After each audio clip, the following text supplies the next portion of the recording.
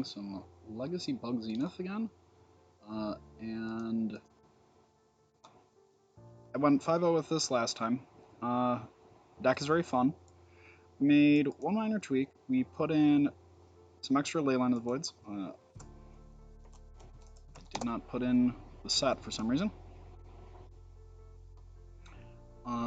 Because I felt that the surgicals were just worse than having extra Leylines, because when I needed Leyline, I needed Leyline.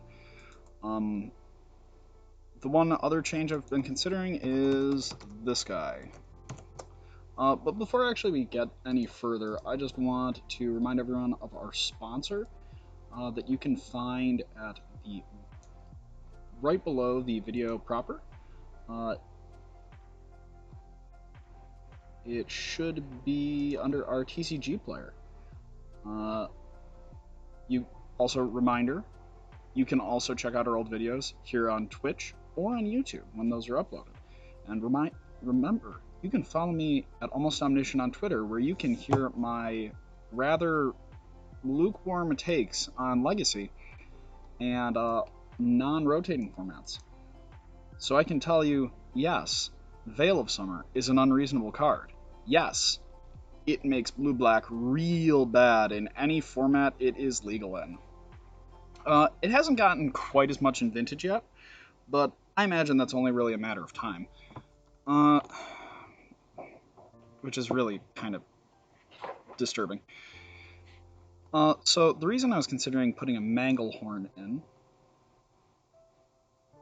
Oh, also, if you are feeling like a generous, wonderful human being, we have a Patreon that you can donate to, and we'd very much appreciate it. We produce content every day of the week, and we hope you guys enjoy. But now let's get into my agonizing over Manglehorn. Not having just a clean answer for, like, say, a sneak attack really sucks. On the other hand, I also know that Manglehorn is not necessarily the best answer, but it's very tutorable with Green Sun. It does the same thing as Elvish. Oh,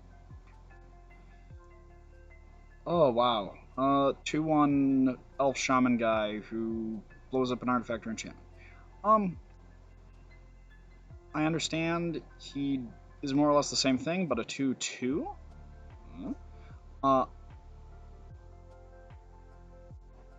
also, man, does it just feel bad not having any way to answer a sneak attack. On the other hand, the one really good thing about this deck is that because this deck is on Leovolds, unless they have the sneak attack in Emrakul's, most of the time you play a Leovold and he'll just close the game for you.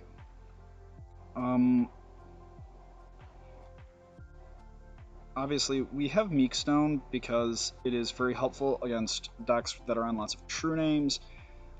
It's very good when you're elking things that your opponent controls. I love this deck. This deck is great. It is likely my favorite Legacy deck I have probably ever played, if we're going to be completely honest. Is this the one with the right cards? Yes, it is.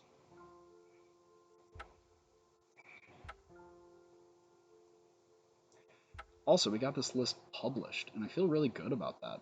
It feels nice to get your list published. Man,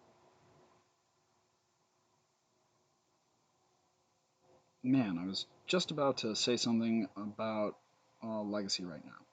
Oh, yeah. So, for those of you who are like, wow, Oko is everywhere in Modern and Legacy, there's a very particular reason he's ever in Modern and Legacy, and it's because the cards that are best against Oko, like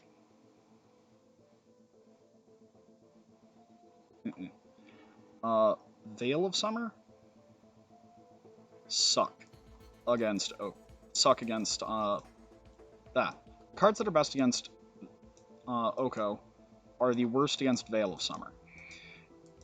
Which means that, yes, in theory, we're going to tuck the... I think we're going to tuck the Jace, honestly. Because the Force Pitch Force is fine because I'm not going to see a whole ton of use out of him later. But the Jace I kind of want still in the deck.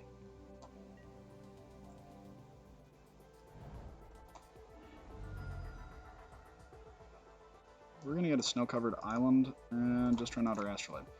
This card is messed up. It does a whole ton of things.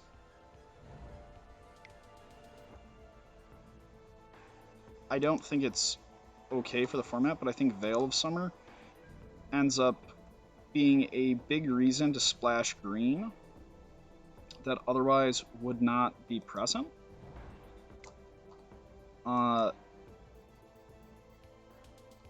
And that kind of just sucks. I should have played the Dryad Arbor and used the snow-covered island with the Astrolabe to play the Gilded Goose. It's just sometimes weird for me to not... It's just weird to look at it that way. Like, I'm not used to just being like, huh.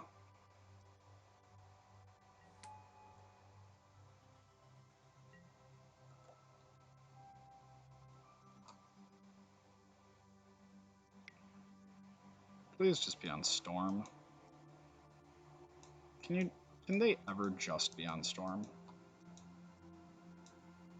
Phrases that you don't hear people say often.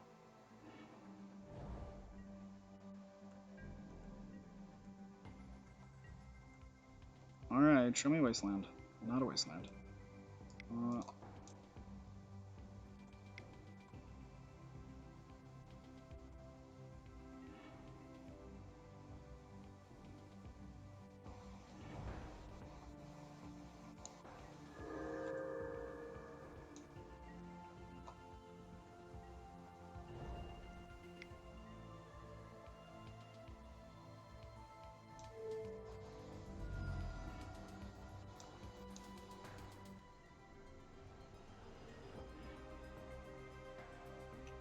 Well, hopefully it is...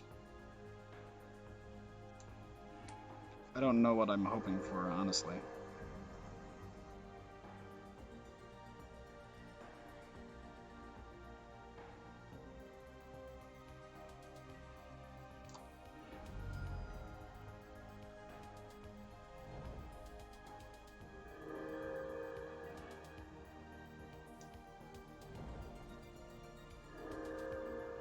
Okay, so...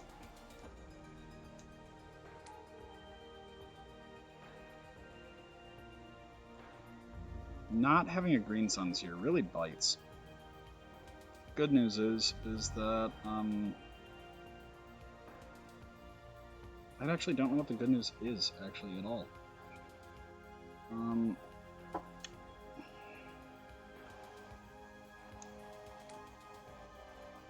So, let's see.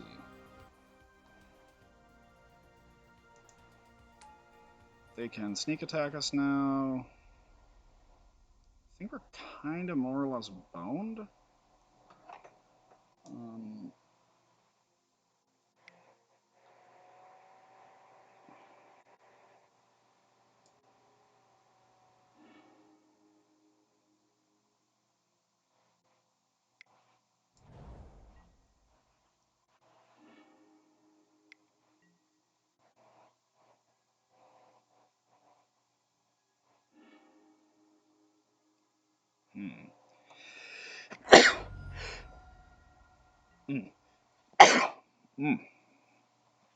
Alright, well, we're gonna fast concede that. Here, we could, if we'd had the Surgicals, we could have brought them in, but I don't think this is a matchup where Surgical is especially great. I think Trinisphere, Pithing Needles, and the Caracas are, though. Abrupt Decay and Library aren't doing us a whole ton of good.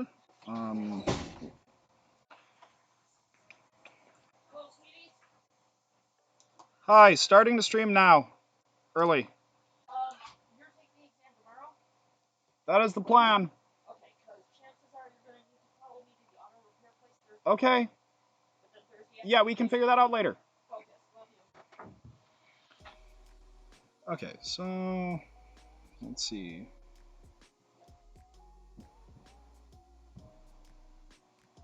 I kind of want this coarser just because it lets us thin some.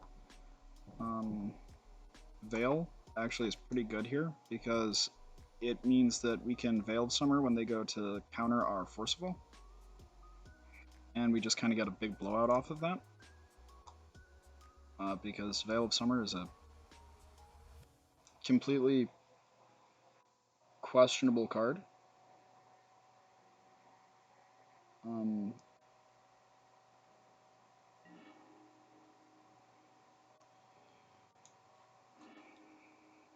Ugh.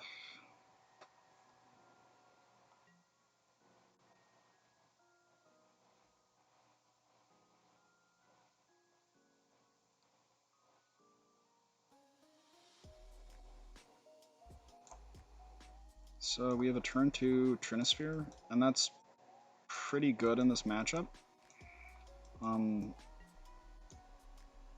Because so we fetch for a Bayou, we cast our Green Sun, get a Dryad Arbor, and then next turn we get to just run out a Trinisphere, which is really good when your opponent is on a deck with like 10,000 cantrips. Like, they're on 4 Preordain, 4 Ponder, 4 Brainstorm most of the time. Turns out that's not exactly what you want to see when you have a Trinisphere in play.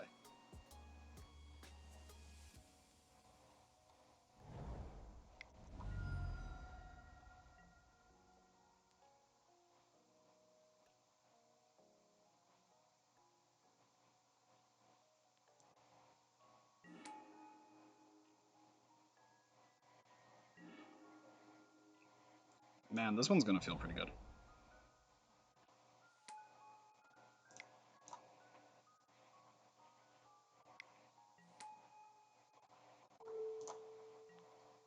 Ulkmrakul, the Aeon's Torn. Yeah, you do you, bud.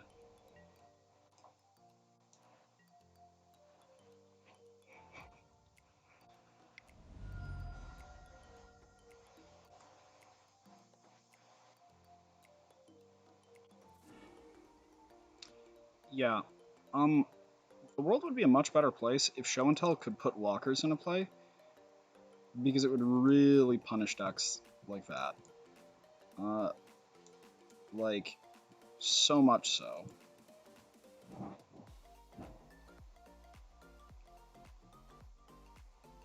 I kind of want the Sylvan Library or the Carpet, but that's mostly just because everything feels pretty anemic here.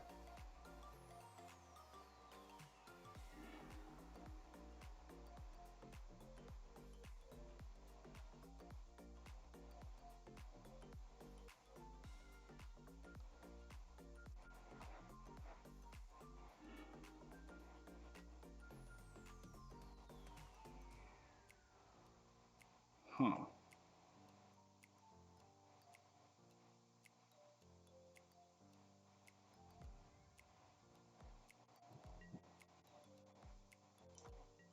Oh, we're playing against JPA. Oh. We were playing against a much better player than us. Interesting. He is the Show and Tell guy.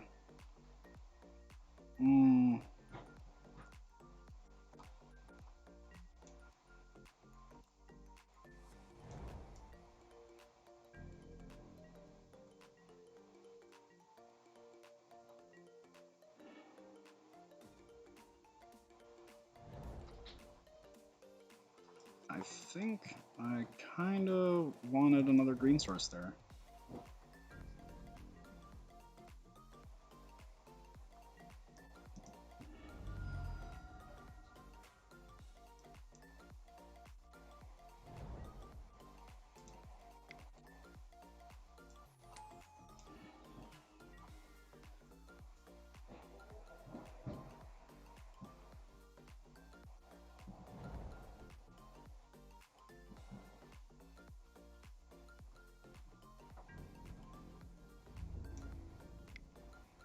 So now we can get our Dryad Arbor.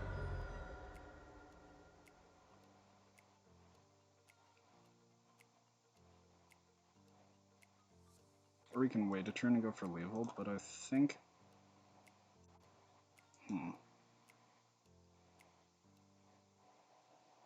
This lets us play around Spell Pierce.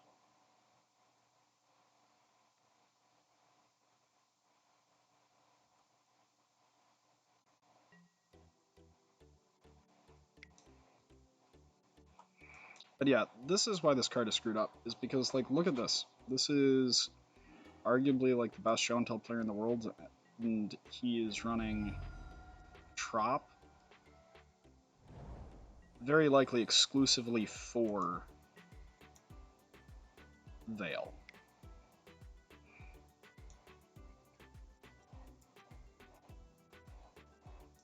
If that isn't an indicator of how powerful the card is, I'm a damning indicator at that.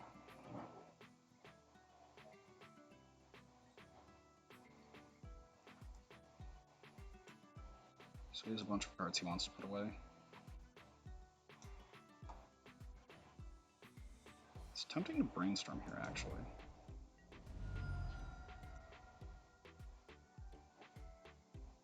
Like, it's really tempting because brainstorm might enable us to get to something else of value. But I think I would almost rather just run out, like, Green Sun for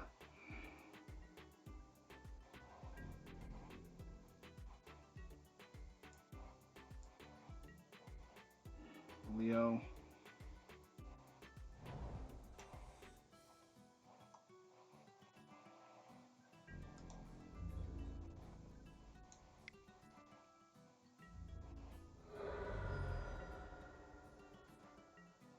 So we can grab Leo here. But then that leaves us with no room to cast this Veil. And I think I'm expecting him to try going off this turn, is what I would traditionally expect.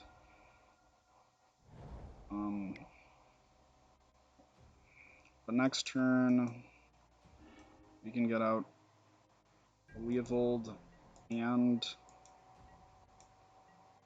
have all of our kind of magic. That also works. It's just drawing it.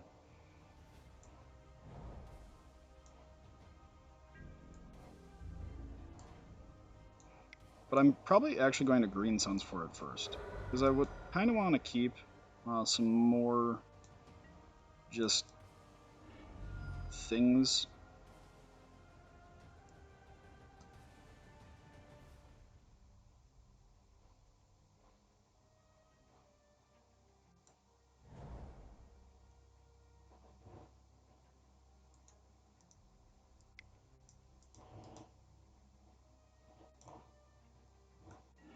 And not give him a chance to use Pyroblast as efficiently.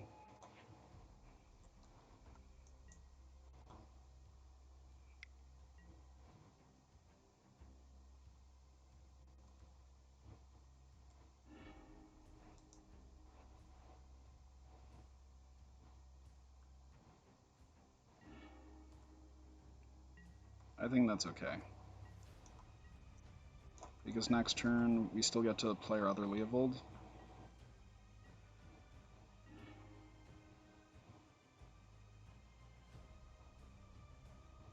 Okay, that's pretty good insulation. 1, 2, 3.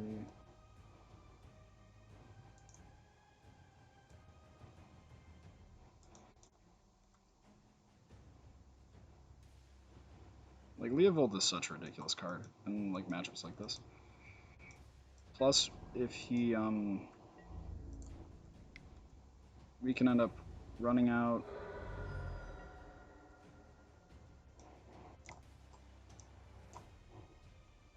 this.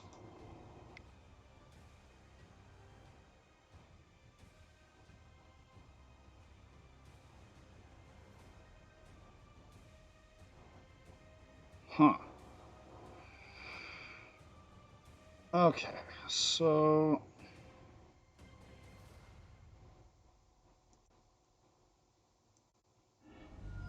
I think here we actually have to just go for it and use the...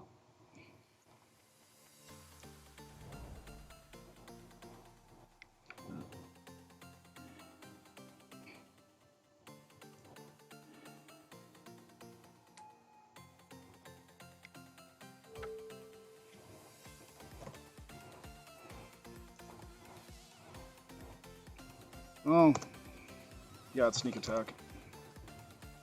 Because he can't get us with a Grizzlebrand. So that's pretty good.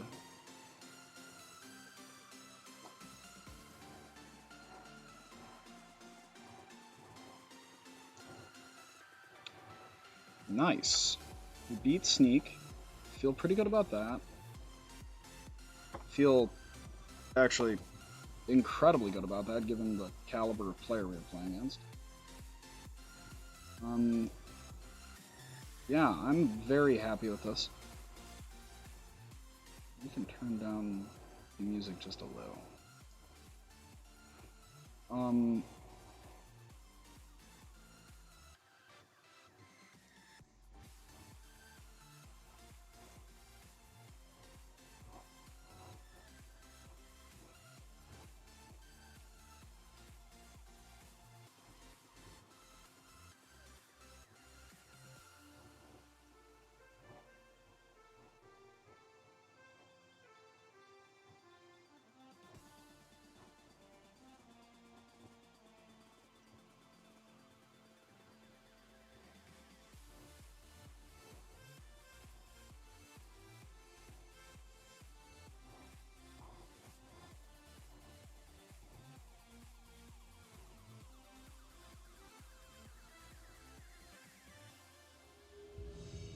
Okay.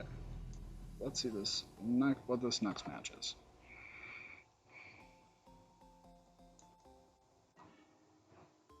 Yes. Playing first is generally a pretty good call.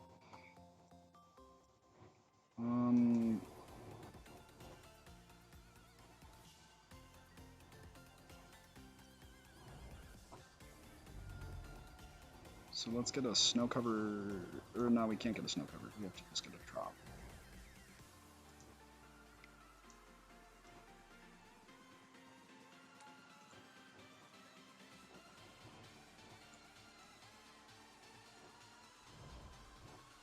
I think, honestly, a deck that is horribly underrepresented right now is Dredge. And I know that no one likes hearing that, but it's kind of true. Dredge is honestly pretty hot.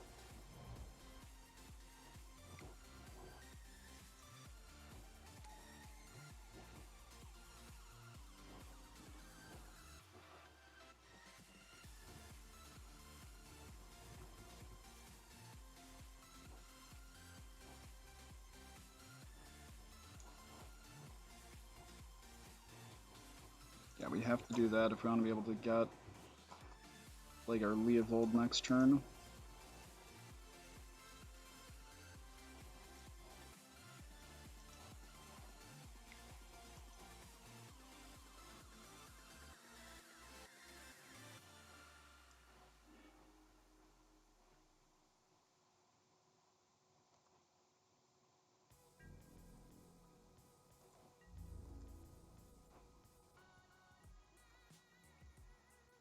Because I don't know what they're on yet.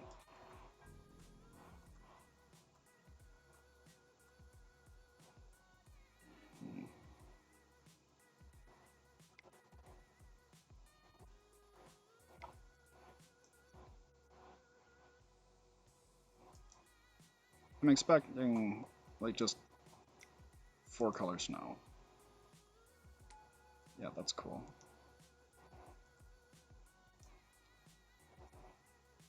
Like if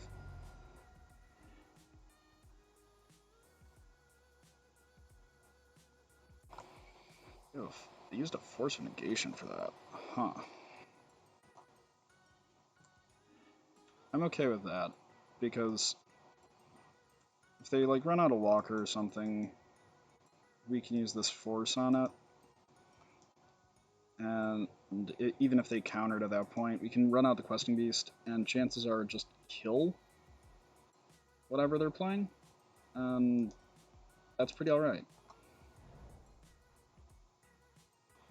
Ooh, rough one, bud. I mean, we have missed a land drop, but we're still in the things as far as mana goes.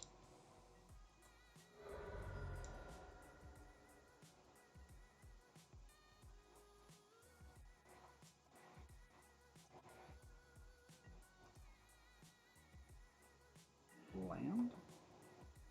Outstanding.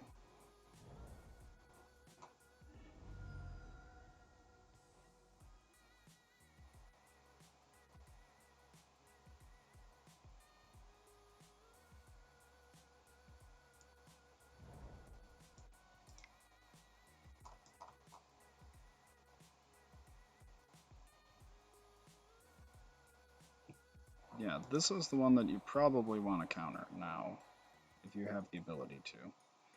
Because this is going to get a Leovold, and Leovolds, I don't care how good your Oko is, it can be inadequate.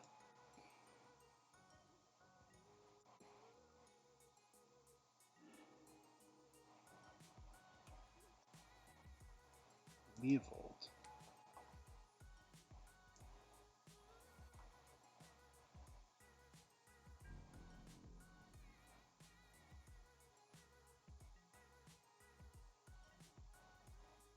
My favorite part is that Questing Beast ends up really hamstringing these decks. Because you just attack over their Ice-Fangs.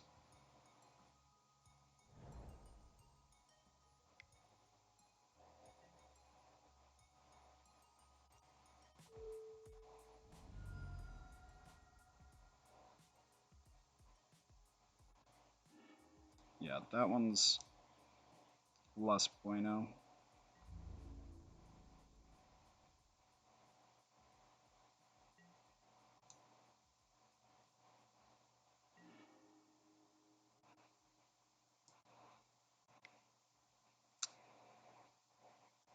It's okay, I guess.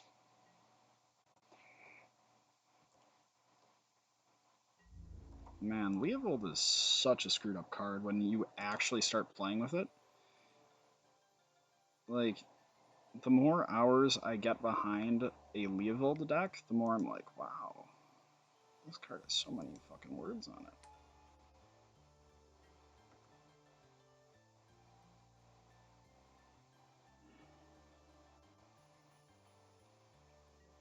I suspect he has some cantrips in hand.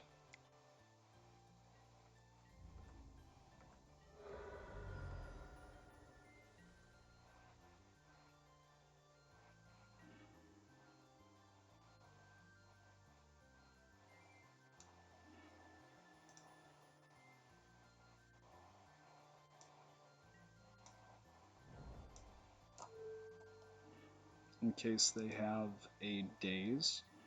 I don't know if Snowblade would be on a Dazes, but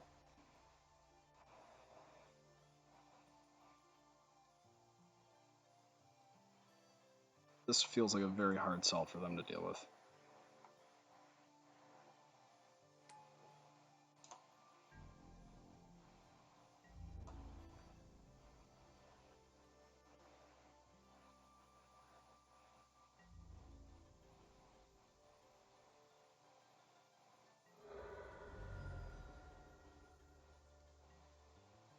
Yeah. Okay, out of board, what do we bring in? Well, we definitely want our Pithing Needles, our Veils, and our Carpets. I suppose Plague Engineer is actually just fine as is. We might not even need our Veils, to be honest. Just because we're here to beat this type of deck. That's more or less what every bug deck specializes in is beating these.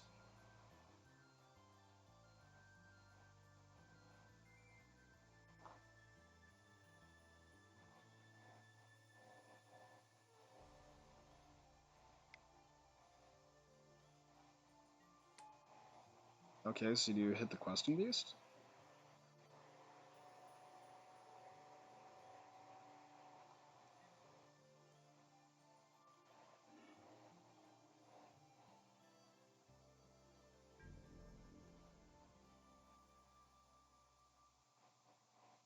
I believe that was an egregious error. Because Leovold is gonna die. Or not Leovold. Oko is gonna die this turn.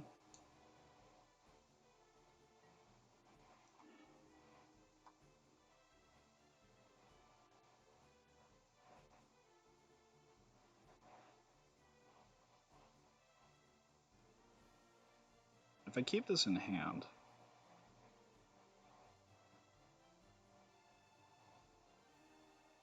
I actually think I'm going to keep that in hand.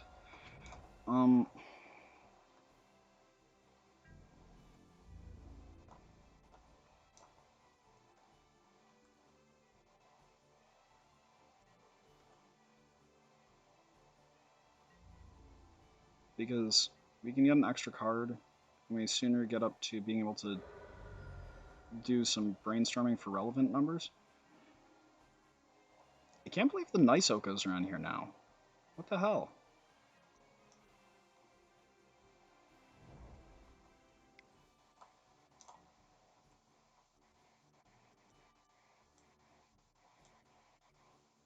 Like, I see why he did that, but I think having the opportunity to keep your Oko might be more relevant.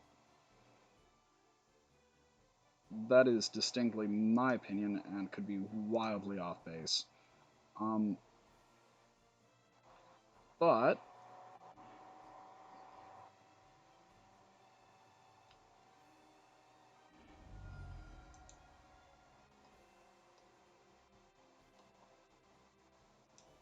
grab the Batterskull.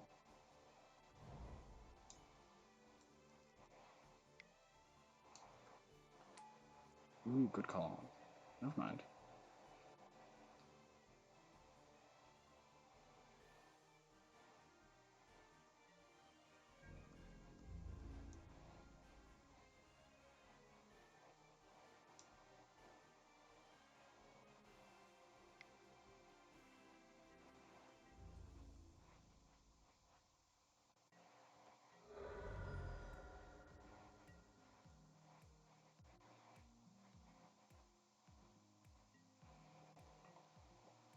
An Abrupt Decay would be pretty stellar.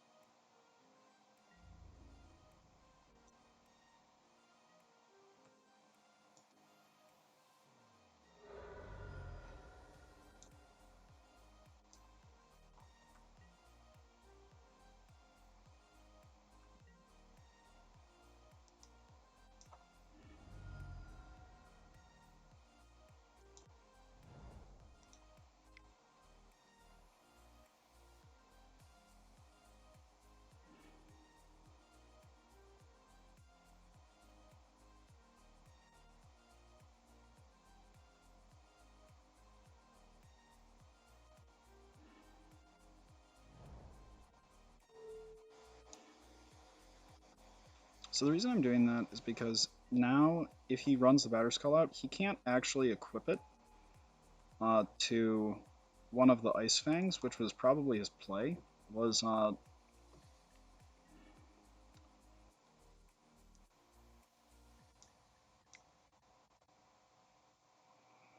now we can just elk the Batterskull.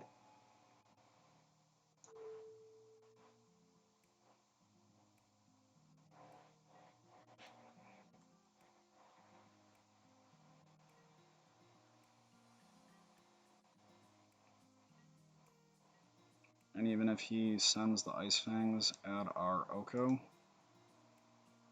he's just down so many cards at this point. Like,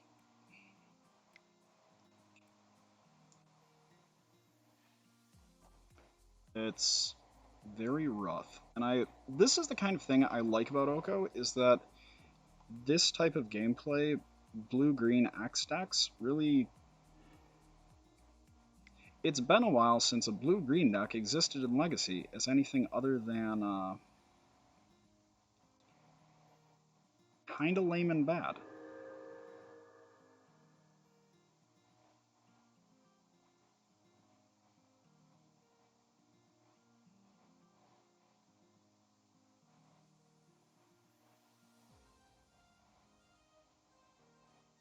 So he can't really attack with the Batterskull, because I will just trade with the Leopold, elk our Astrolabe, and swing.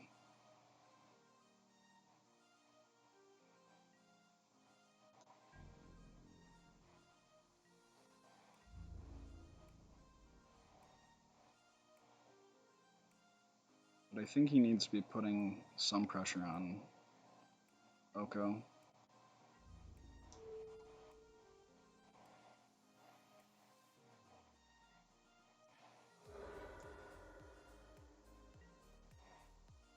I don't think I agree with that.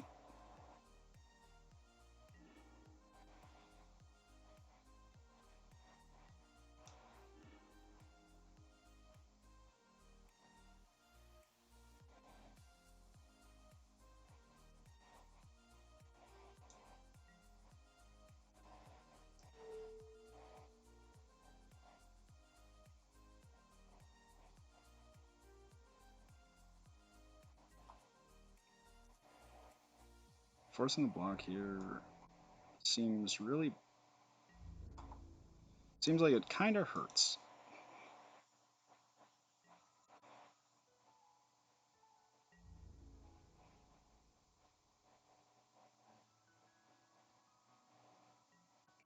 We still have a Force live for the next turn.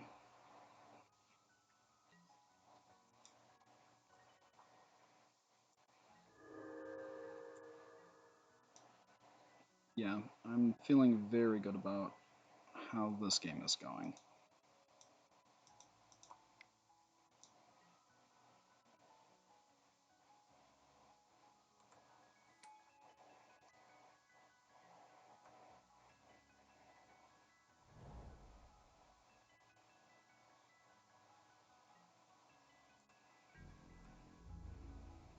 So attack both at Oko, or attack one at Oko, because you can't attack with both.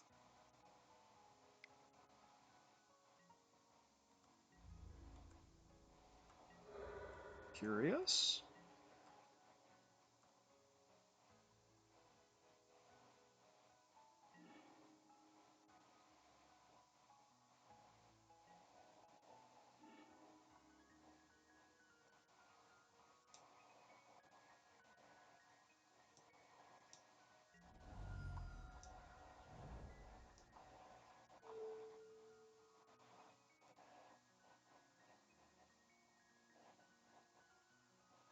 This way we have two forces up, because we have the mana now as well as a blue for exiling.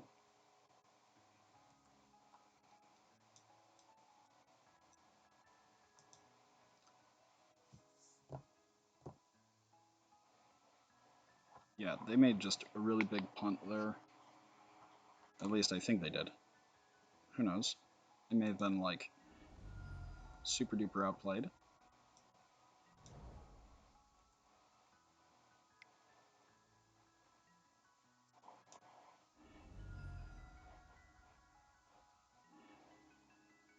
Let's grab a snow-covered forest.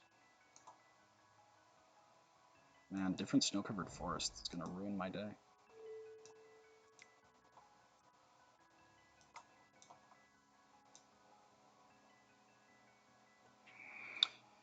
Yeah, I don't think they were really contemplating that possibility as far as how things could go wrong.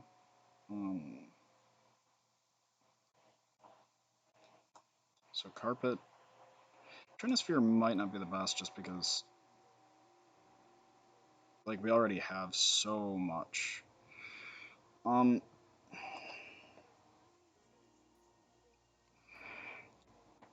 a pretty heavy number of basics.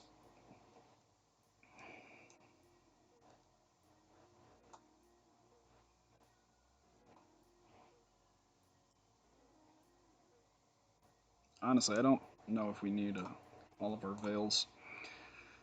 Because Veil, we have our Plague Engineers, and those end up...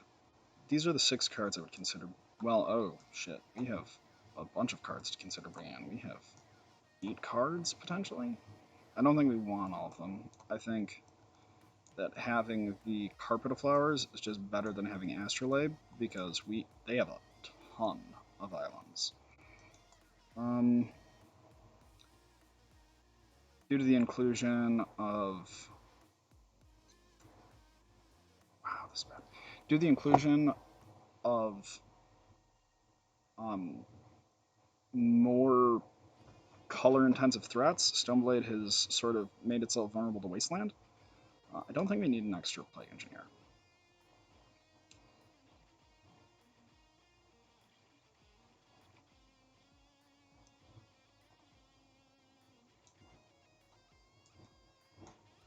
Is it better just to cut the forces, leaving this stuff?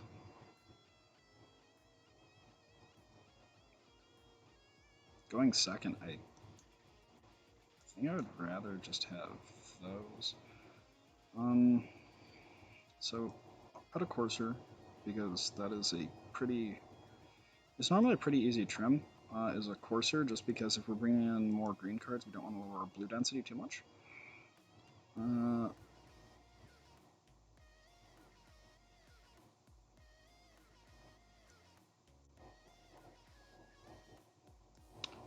Actually, it might be a Noble, because if we consider these all mana dorks / fixing.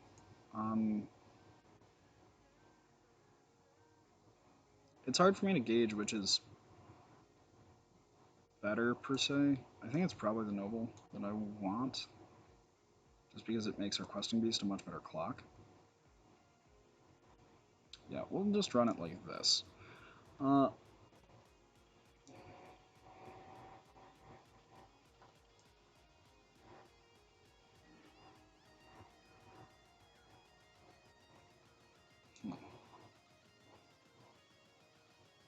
Yeah, I'm about this one. So, on one hand, Carpet of Flowers doesn't actually do anything on its own. Carpet is just a good accelerant, but when paired with effects like Green Sun Zenith, which we are on a lot of, it becomes a very clean way of playing your things. Like here. We have a turn 2 Leo if this resolves.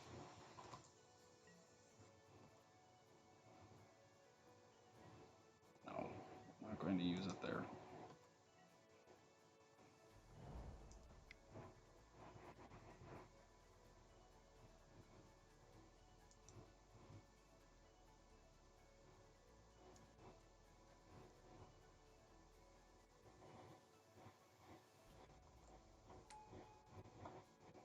I'd rather have this Leovold resolve. Well, we can't actually have Leovold resolve. That's an awful experience. So I guess we'll settle for just killing the Stoneforge.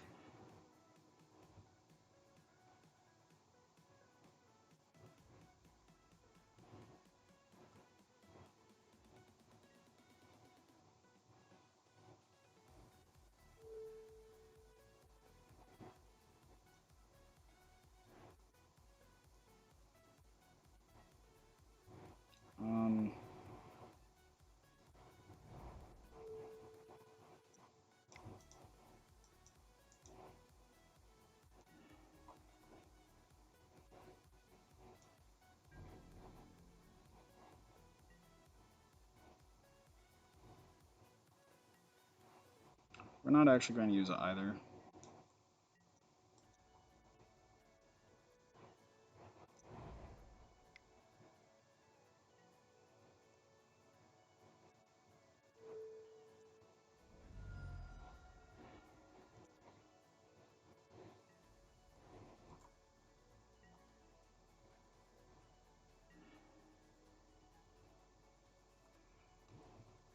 Yes. Blue. Yes. Green.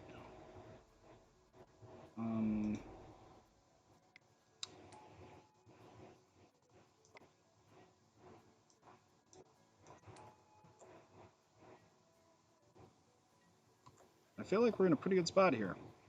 We get to cast our Leovold for free every turn. And he can Caracas it, but I imagine that is less than optimal.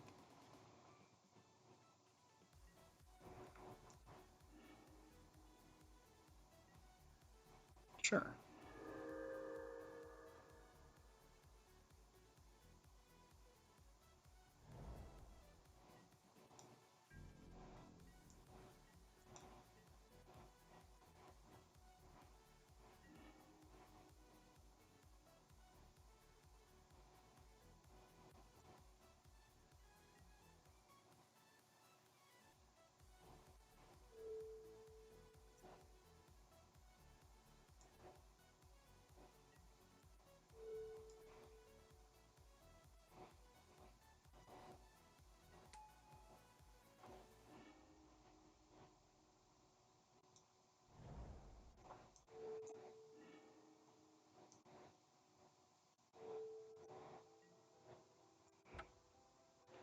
Tragic.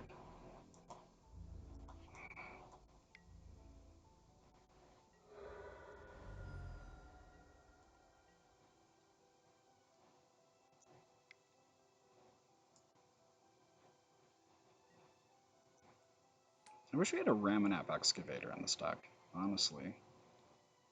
Because that would be pretty kick-ass in matchups like this.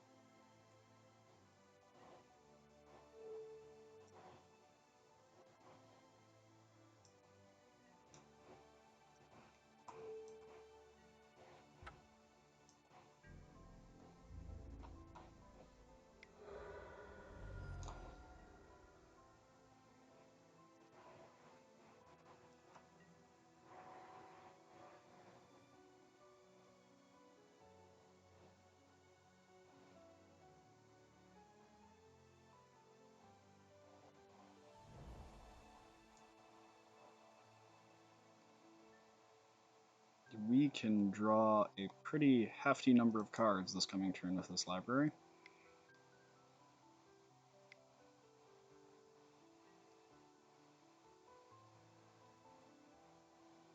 Okay.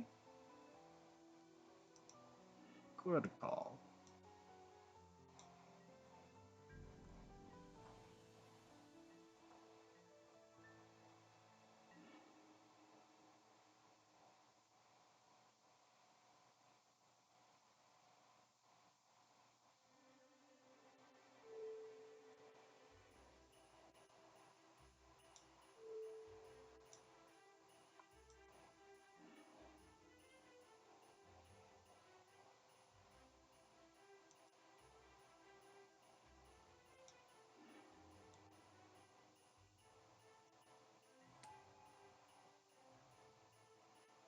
Shit. I meant to do that in a different sequence where we made an extra food, but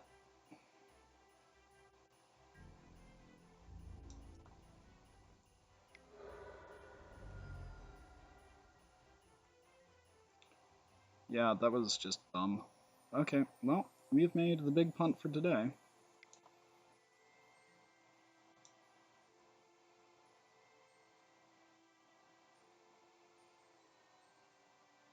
That was just embarrassingly dumb. Because we could have also just kept the Force and the Oko, and I... Yeah, that was dumb.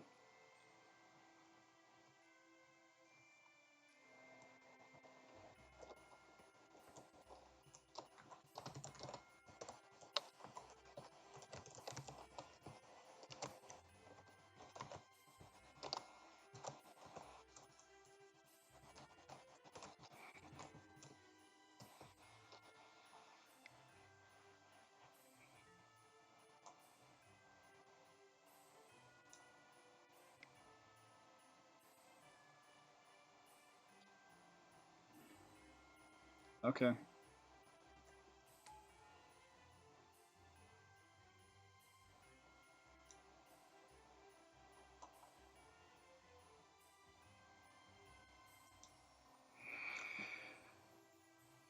Yeah, well, we got there, despite big-ass punt.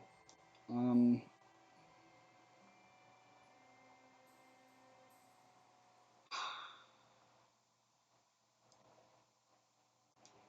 yeah, it was...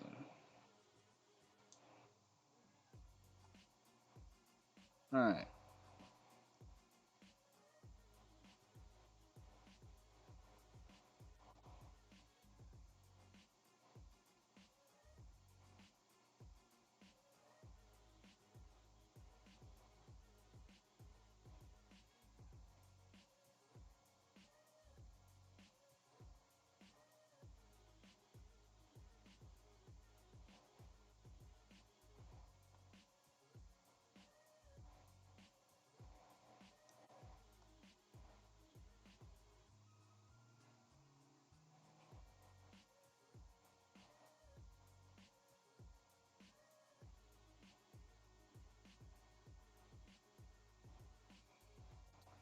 Okay.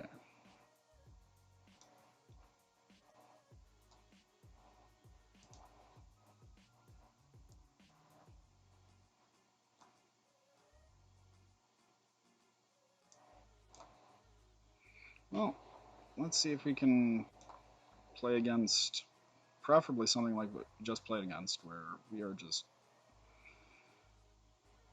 seem like far and away favorites. I'm curious how this deck's 4-color snow nonsense matchup is, although that deck has been sort of getting substantially worse. Man, that hand is so close to keepable. This hand is so much better than that hand that was so close to keepable.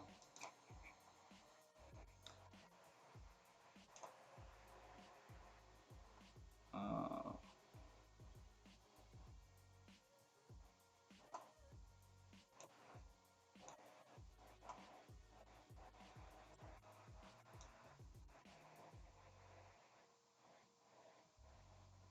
the other hand, I guess, did have a force of will.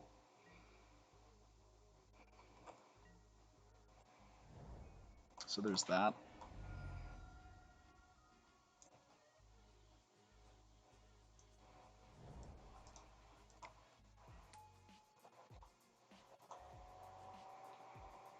I know most people don't like doing the no possible play yield all, but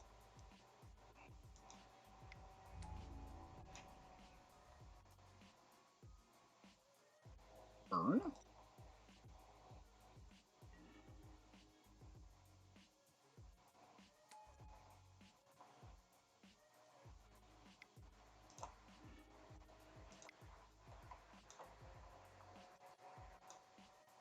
Need another land so that we can run out Leovold, because he is quite the beating for them. Like, seriously, Leovold is such a rough time for burn players.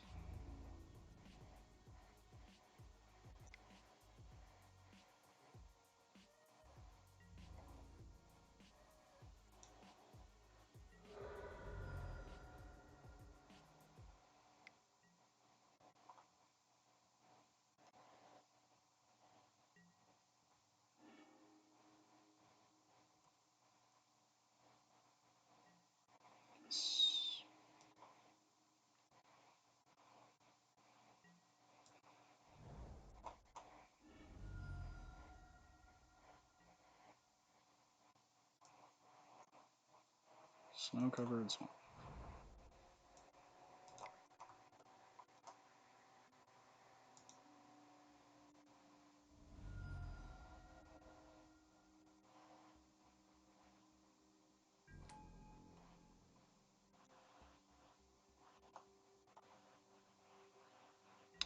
Trinisphere seems pretty good. Outside of that, I don't think anything on our board is remotely playable in this matchup. But if we can get a Courser, we are in a very good spot.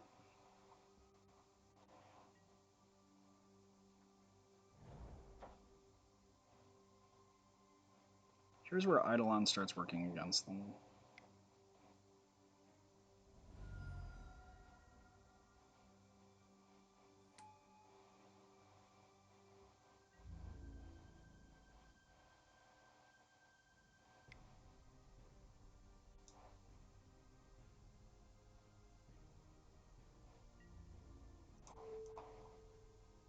We'll toss one of those in front of a Swift Spear.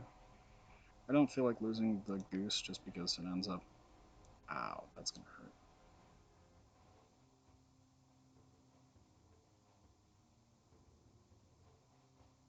So we're gonna take 6, go to 9.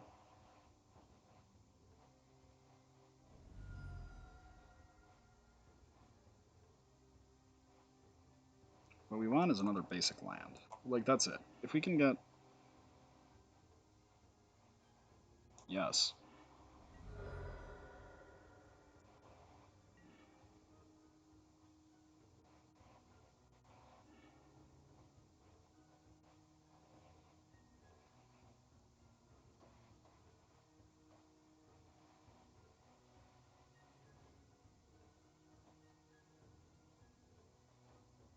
Damn, this is a rough one.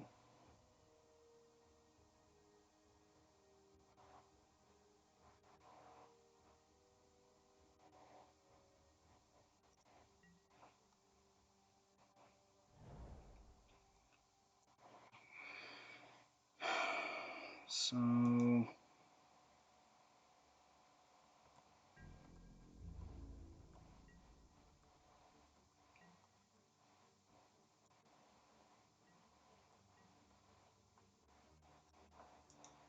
I think we kind of have to hope that they don't have a burn spell.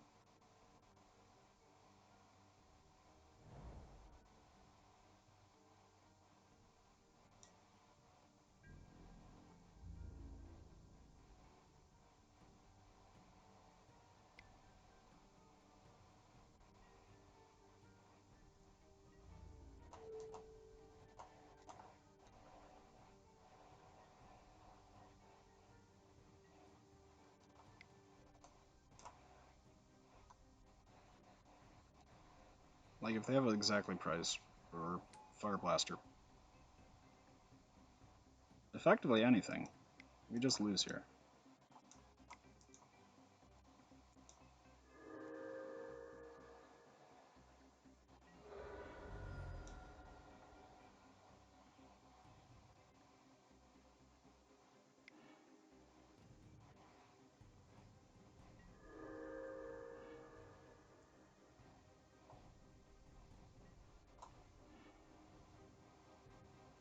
We are dead.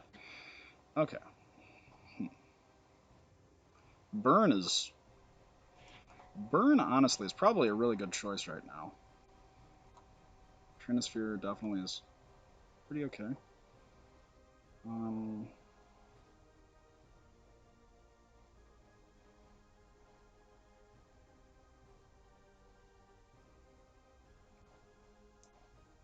Plague Engineer does... Actually, Plague Engineer doesn't seem horrendous. It ends up giving us just a... We need these Astrolabe. We need all our Mana Dorks. Mana Dorks are, like, non-optional here.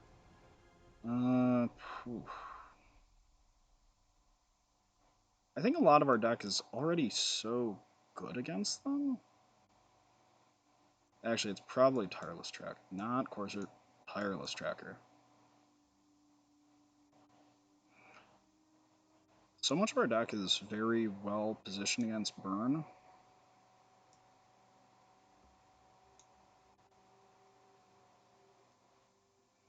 Like, the Eidolon is definitely very kind of tough for us, but I don't think we're actually especially disfavored. Since we have Skoos, we've got Coursers, we have Okos, we have Leovolds, we have Gilded Geese. I can see how the Gilded Geese might become awkward, and I think I might want to shave one for an extra noble instead.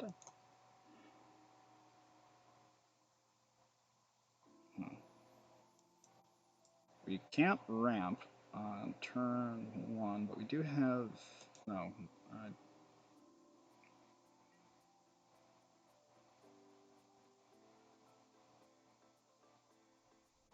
Gross, but keepable.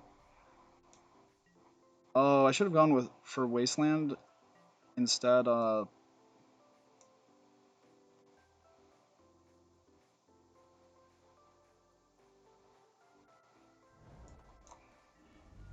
Let's get a snow-covered forest just to start before we get, like, whatchamacallited. The Wasteland ends up letting us turn off. Nope.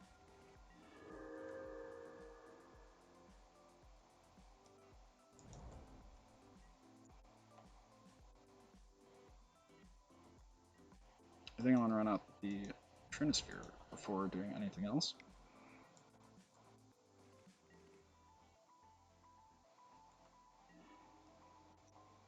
Oh, that was dumb. I could have fetched before. Snow-covered island.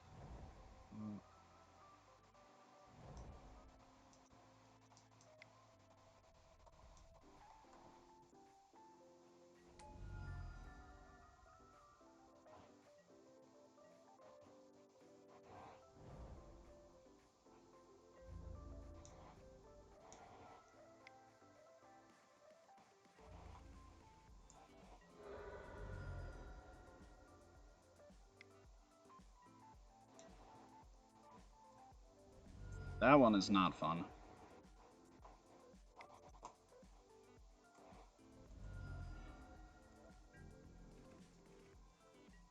Was not expecting the Sulfuric Vortex, which honestly is quite the mistake on my part.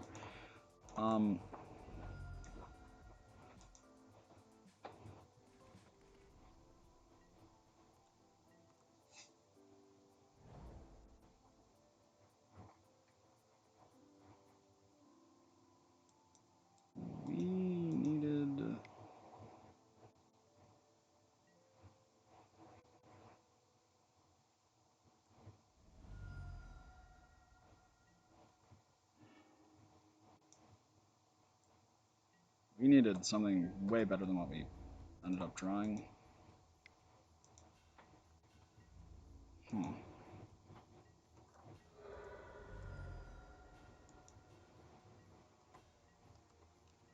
So let's see.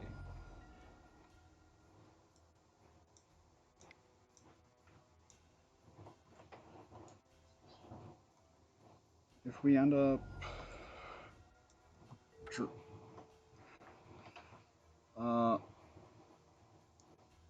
Spirit, that works.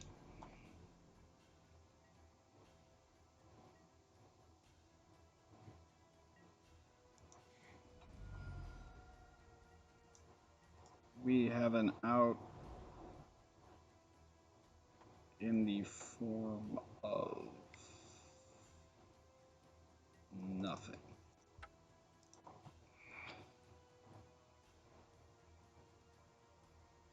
Okay, well, Burn was not something I was expecting to play against today, and that's probably my bad. I definitely do have some changes I want to make, though.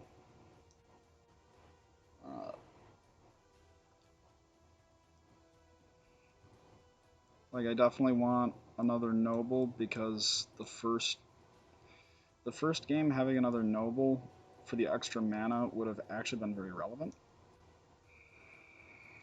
I don't know what a cut is for that, though. It might be another courser, just because courser is normally like the first cut. But that's really tough to figure out what the cut is. Yeah. Let me hit that null button really fast. Gross keep, but a keep. Around enough lands that even if we see like an...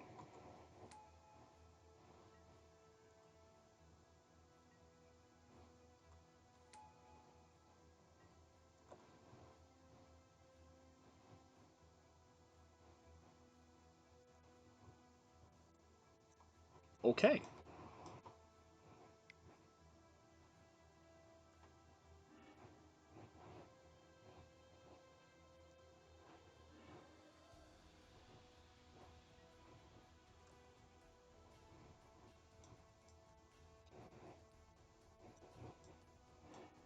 That was sudden.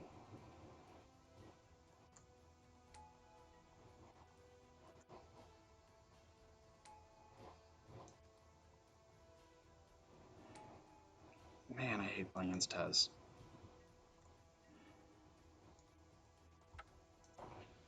Yeah, our one out is to play a whatchamacallit? A plague engineer there.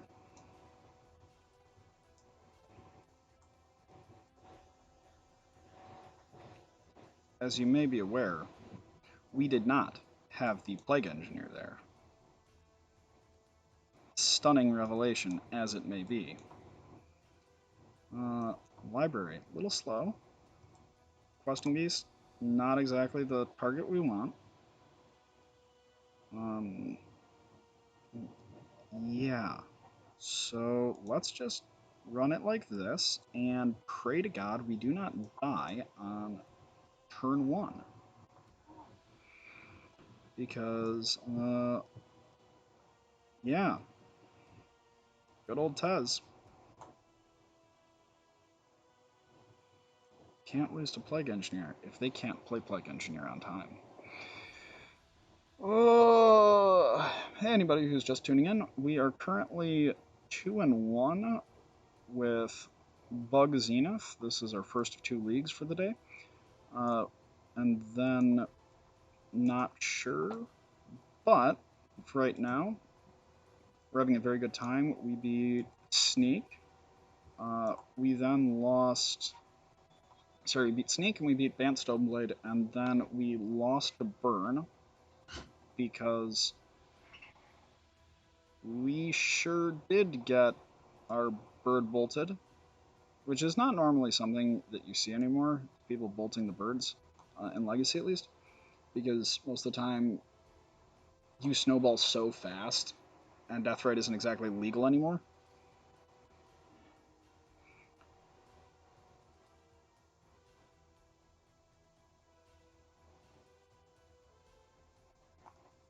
We have the Plague Engineer, and that's really all we really get to do is know we have the Engineer and pray.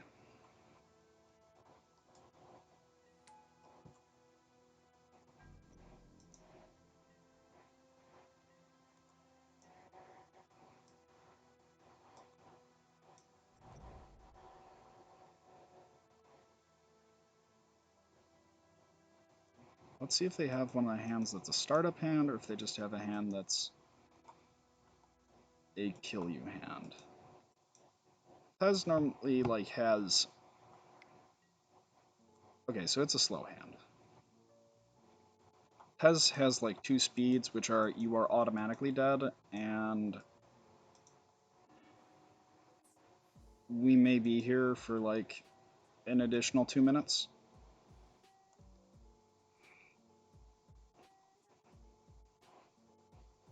Alternatively, he's just going to do all the stuff now.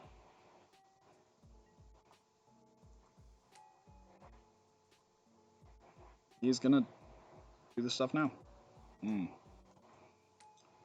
Rough beats.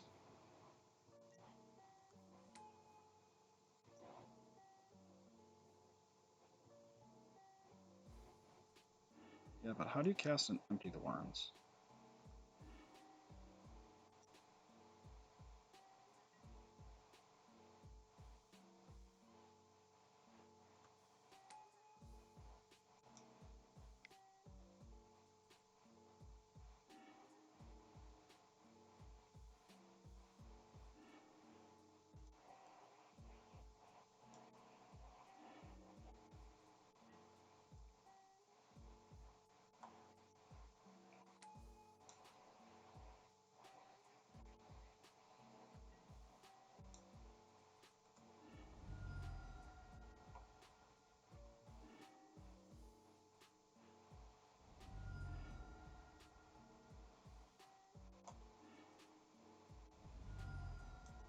Do you not have your empty yet?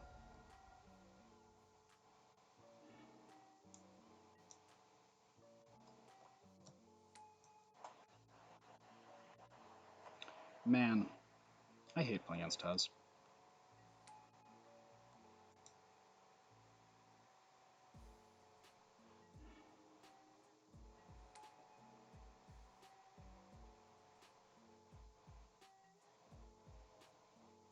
Yeah, I hate playing against Tez with like my entire being.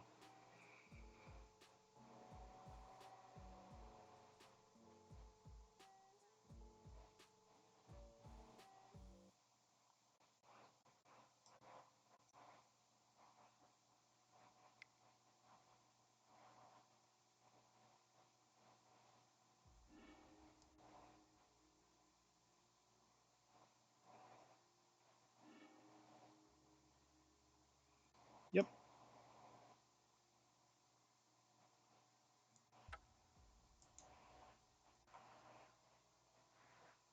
2 turn 1 kills back to back. I forgot that they're on the Wishclaw Talisman now. Yeah, that's why I hate playing against Tez. Is because unlike Ant, where they're like use discard spells, Tez is just so fast. Like Leyline doesn't do anything against them, Surgical doesn't really do a whole ton against them. You sort of get the option of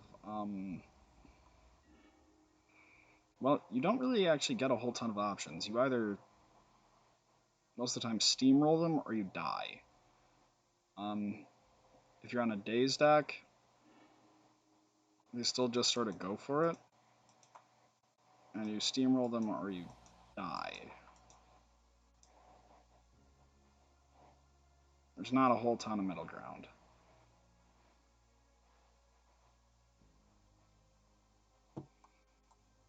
This deck might just actually fold to burn, thinking about it.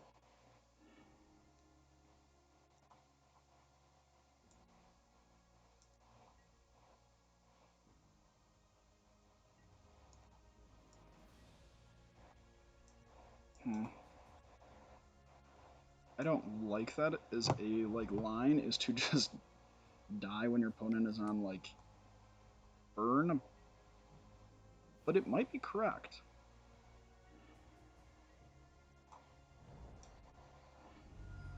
Let's get a snow-covered forest, run out our goose.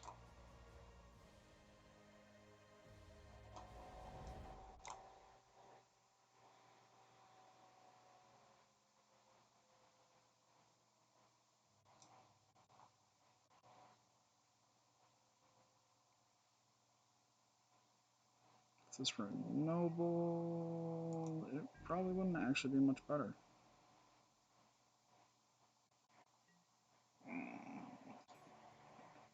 Well, may see a flip Delver this turn.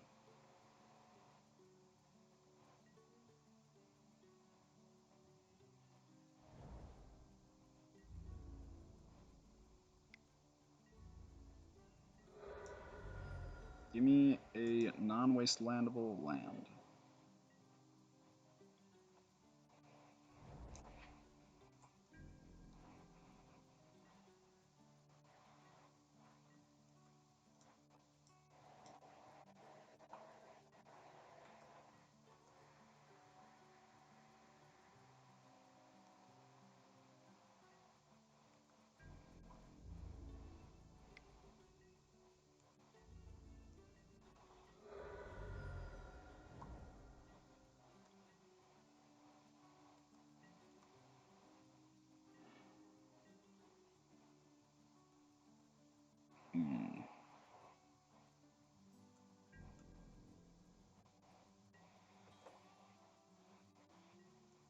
Ugh, I hate having to play around Stifle. It is one of the least fun cards ever.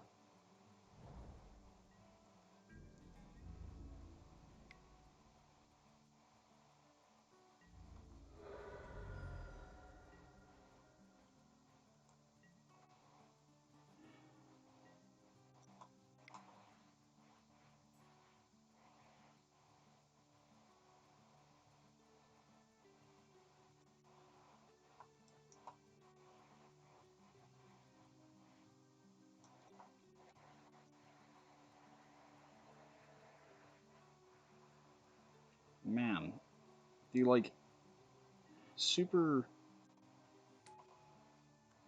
short notice lag is actually terrifying.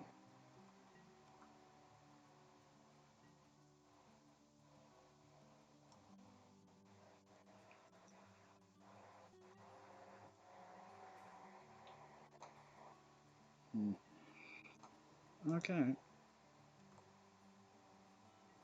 Yep. Please give me another land. I do not care if it is wastelandable.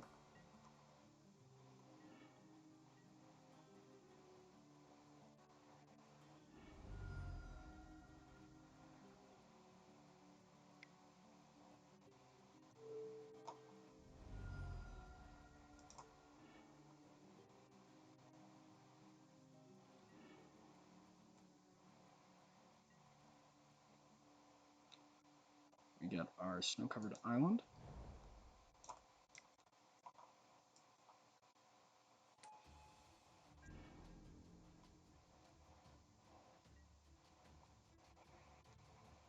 Well, we're one land off from being able to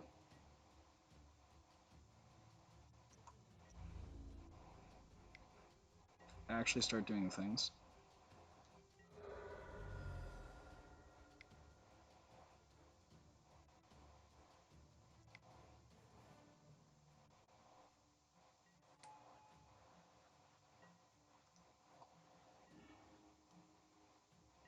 I really would have taken a land there.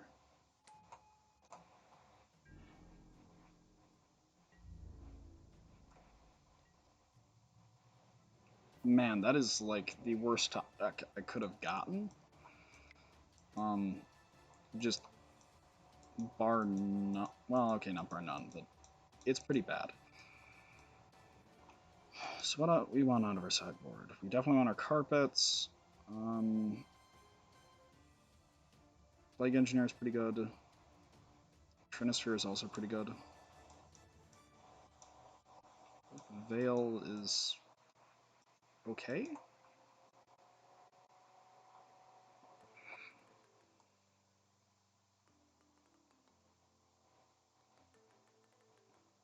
We'll probably trim some number of Gilded Geese.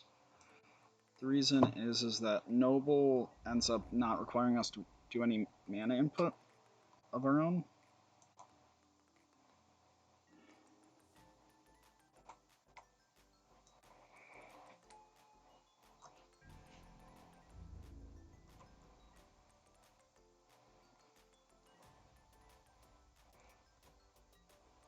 What the hell is this on my keyboard?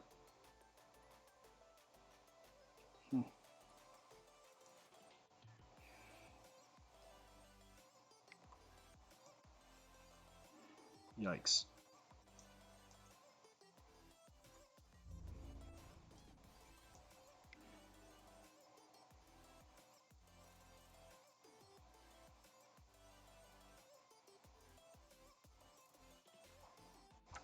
We're just going to concede because I'm fairly certain we're just dead there, and I would rather not give them any extra information. Also, I want to go through another league.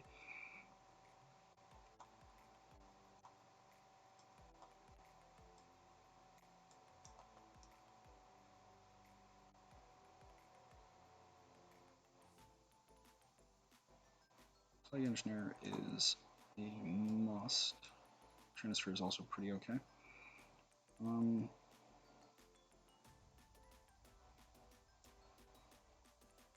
Going first transfer might be better.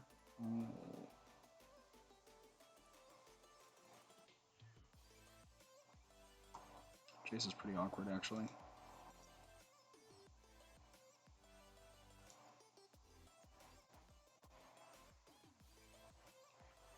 generally have a pretty good matchup against these decks, but they can be rough.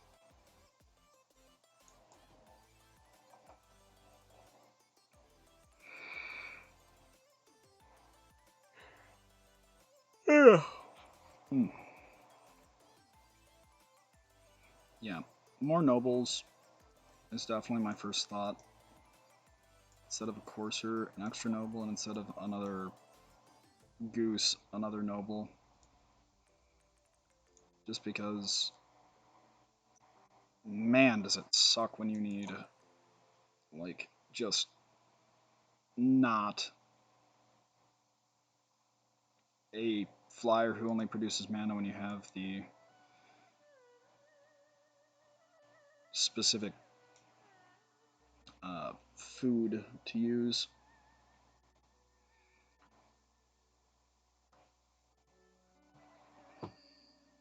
Which also means that in paper I need to buy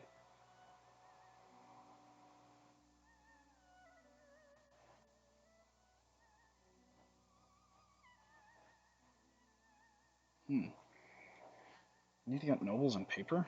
Gross.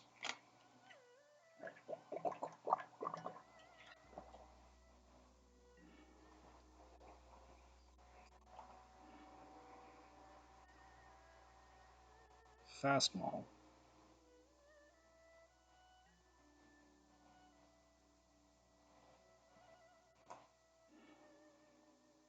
This one's a keep.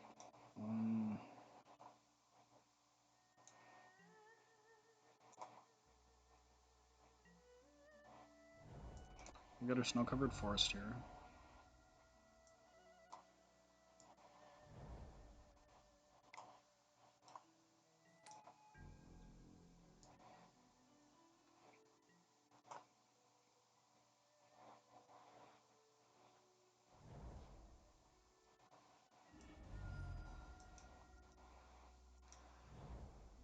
Thank God he's not going to hold up Stifle for the end of till the end of time.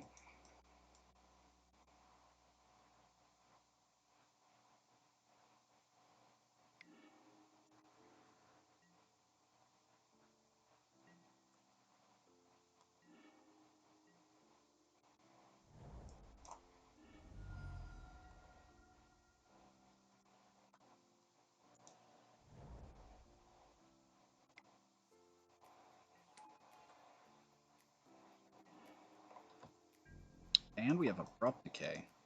Okay, now we're getting somewhere. And by somewhere I mean we're more or less just trying to bide our time. So this type of deck is very well placed against the Snowpile lists. Just because your super aggressive tempo Stifle is very good against a deck. It needs to be on 10 plus fetches.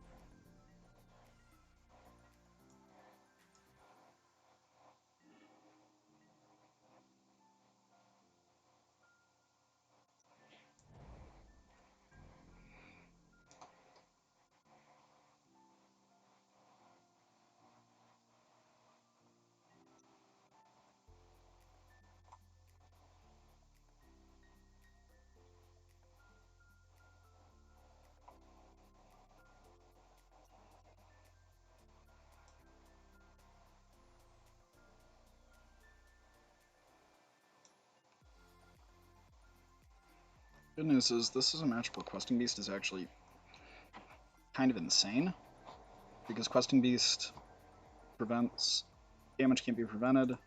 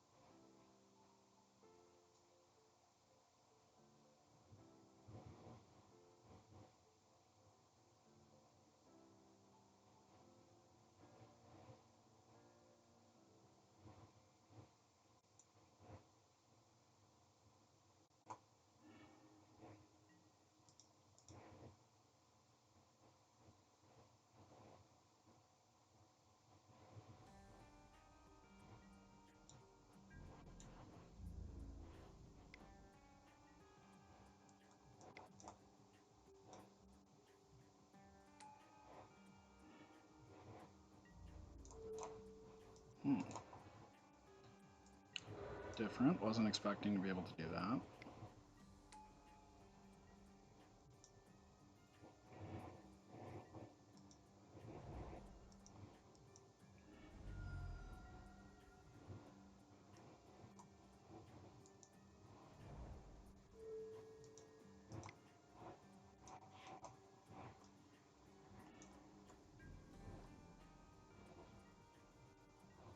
Hopefully he just plays a true name or something.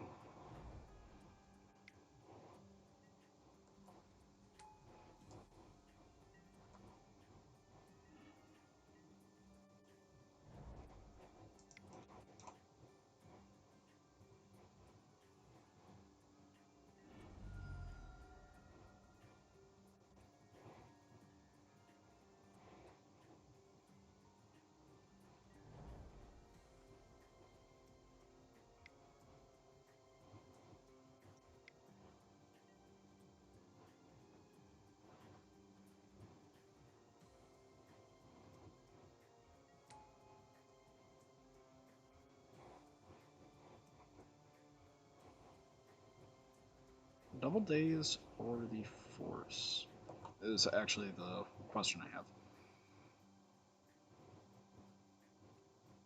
Oh. Hey, Siggy. You're never gonna let me live it down, are you? Ever.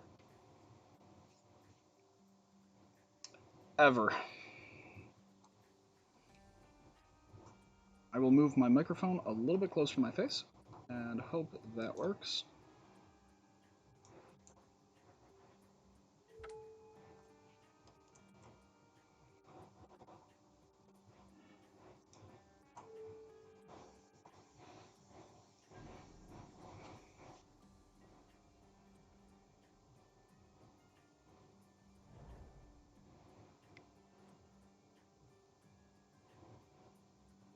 For Malta 5, this one has been going pretty well.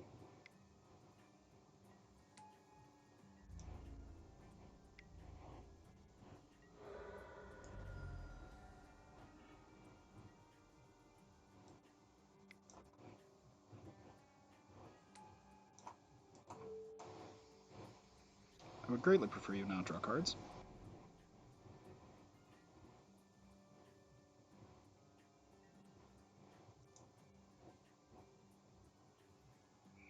Well, let's see what all they can end up doing from here. So we have our Green Suns. We can get a 2-drop, and that's not particularly impressive, to be honest, because we don't have a whole ton of them.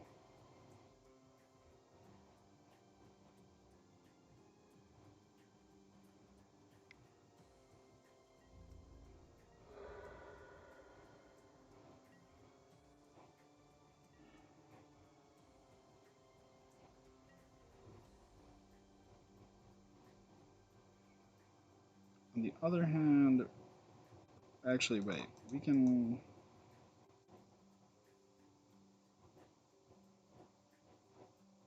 grab a Death Touch Lad.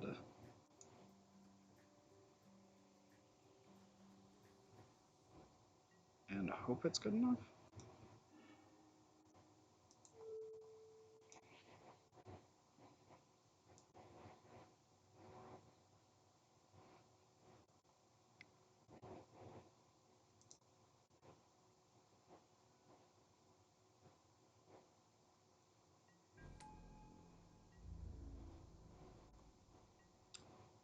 Crap.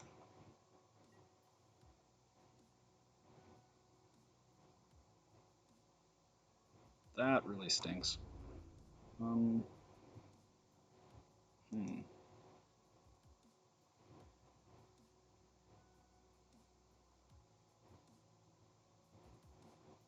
Attack with both of them.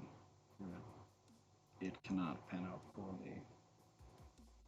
Really, I want him to, because then we can end up... This is a rogue. So if we end up playing a Plague Engineer naming rogue, we end up shutting off true names.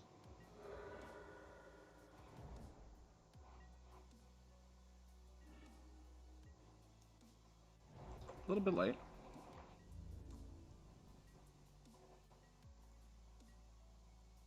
An Ice-Fang would have been very helpful.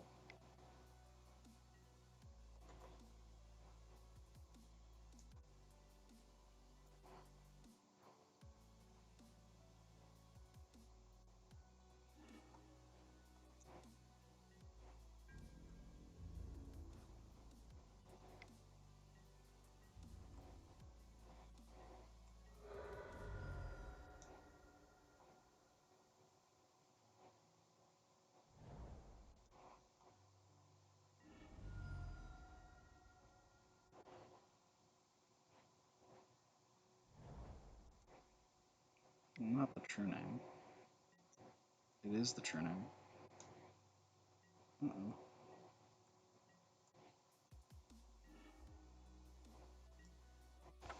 Man, that was rough.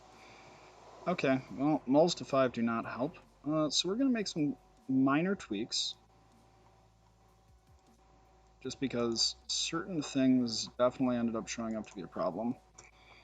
Noble.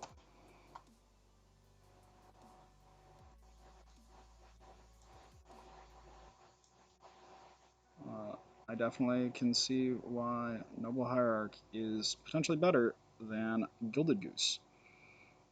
Spoiler, it is because it doesn't require food to use. Out of the board, I don't think I would change any of it. Like, it has been more or less fine. So we're going to run through this again, this time with a list that probably has a few issues shaved.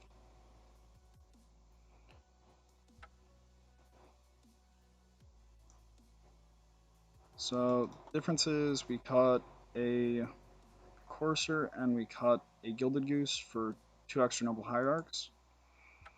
Once again, I would not mind having a Ramanap Excavator in this deck. Would not mind it one bit.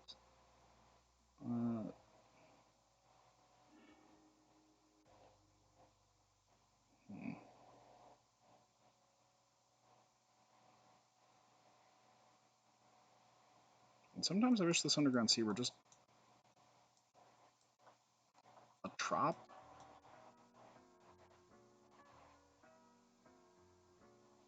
That might be a little greedy to change, though. Oh, let me update the Stream Decker.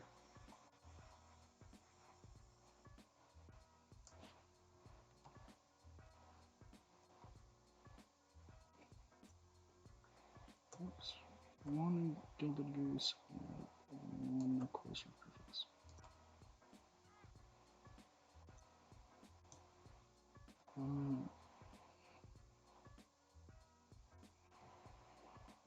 Did he...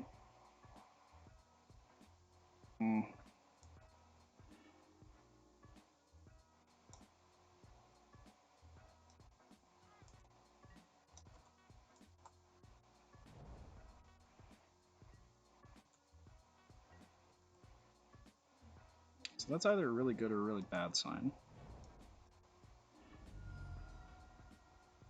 We are just going to assume that it is an okay sign, and we will cast this and hope to God that our Dryad Arbor does not leave this battlefield. There aren't too many decks that run the basic forest right now, and I think it's probably just always correct to run snow basics instead because there's no downside to them, which honestly is quite aggravating.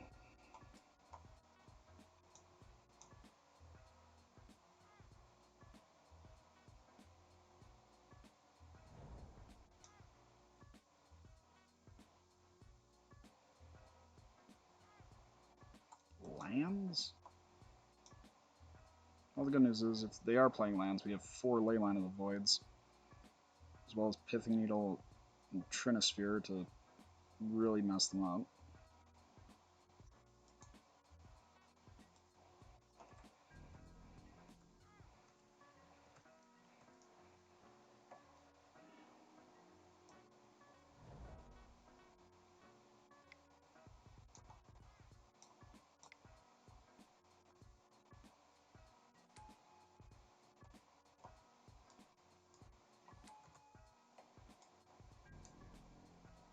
Hopefully they're on lands.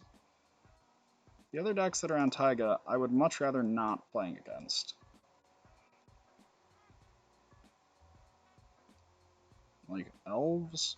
Elves is not good for us. It is one of the reasons why we are on so many Plague Engineers, and what the hell are they playing?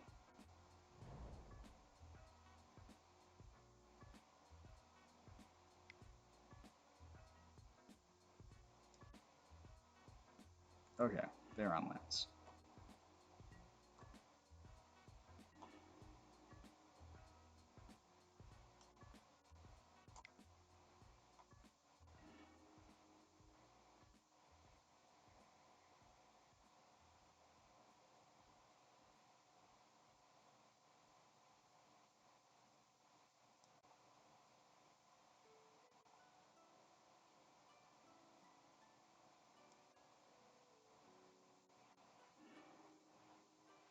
What the hell did I just do there?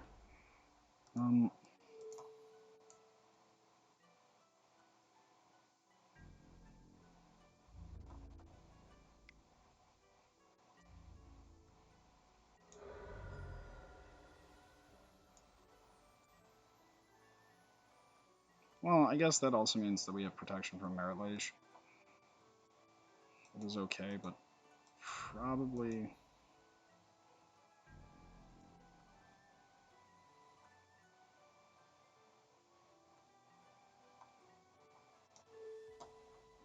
Yeah, we need to hit that.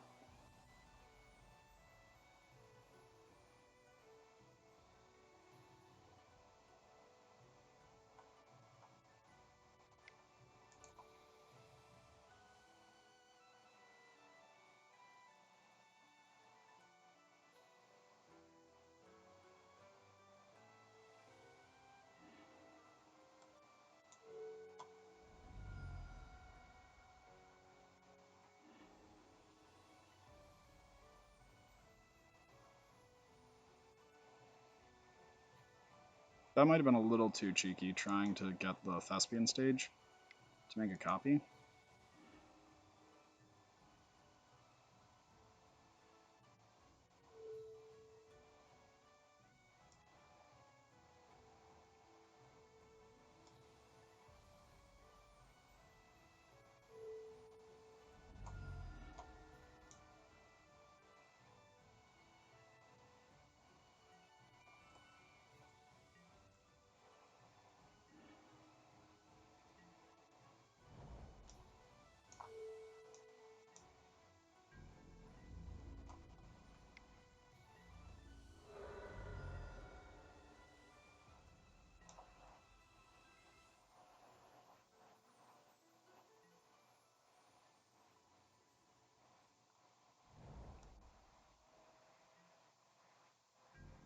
Rug of Lands, huh?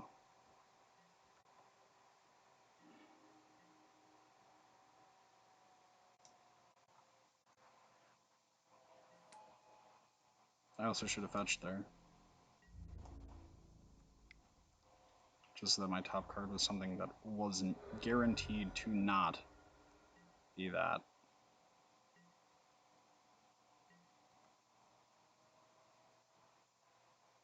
Man, a Ramanap Excavator would be so cool in this deck.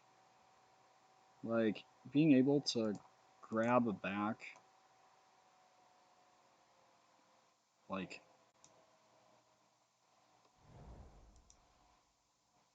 well, more or less anything you want.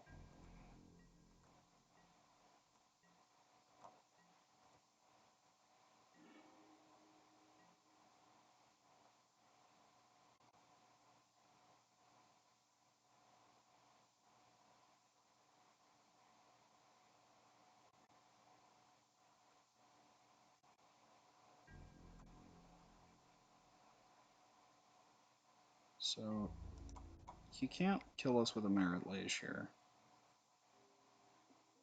Because we can end up making an extra food, and he can't block both of these. So he has to go for the Glacial Chasm.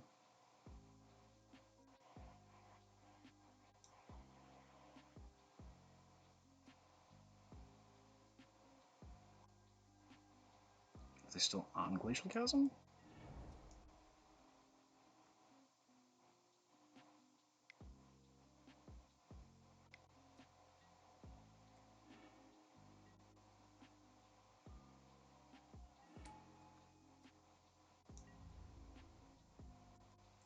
They can't still be on a Glacial Chasm right now, can they? Like, I can see it on the board, not in the main. Okay, but enough of discussing the theory, the abject theory behind it. Let's bring in some Pithing Needles and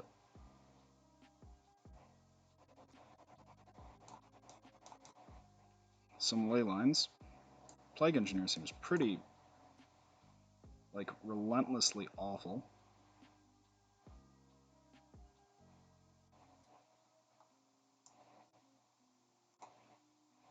We get so much marginal value by keeping that around. We need to keep a questing beast. Because if we do not, we're going to have issues.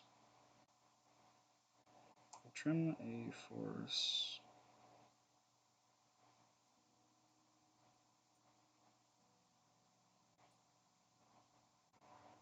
They're on punishing fires, so there's that.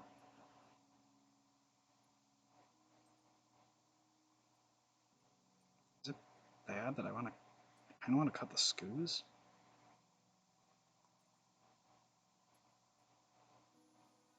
Or is it a green sun? It's just a... cutting green sun feels so bad. But I think it's important enough to have our ley lines in this matchup that I'm sort of okay with a slightly more awkward way this works out. Leyline just does so much versus them.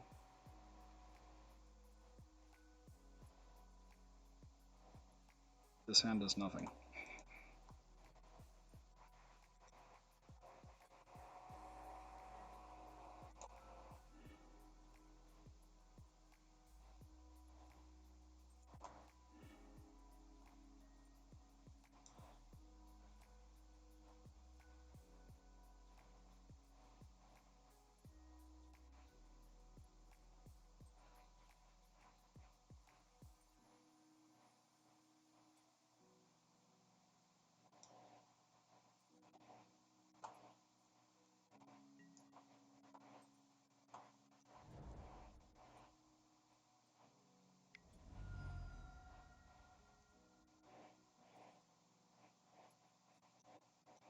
So then we get to play our Snow-Covered Island, run out our Pithing Needle on Thespian stage, and do nothing.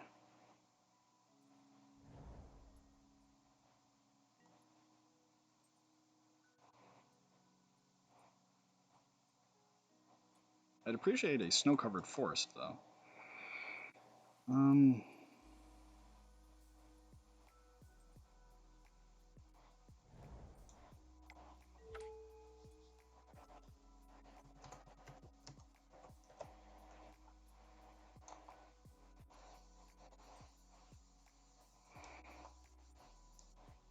We have an Abrupt Decay in case they try to Oko us.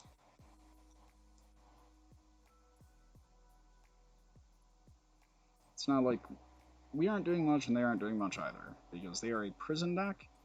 I'm actually pretty interested in the fact that Lands has started picking up Oko. I think it's a cool, like, sort of change of pace.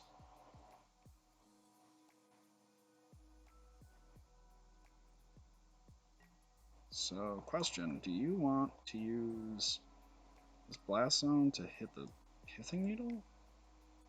Or what do you want to use it on?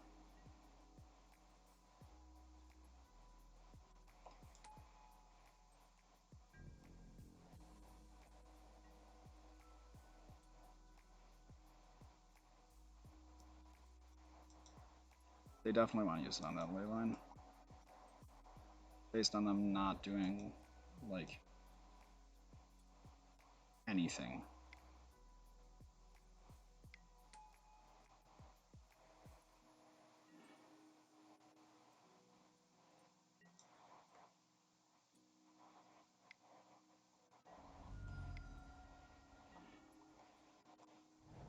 Well, we're moving. It's not especially quickly, but we're technically moving.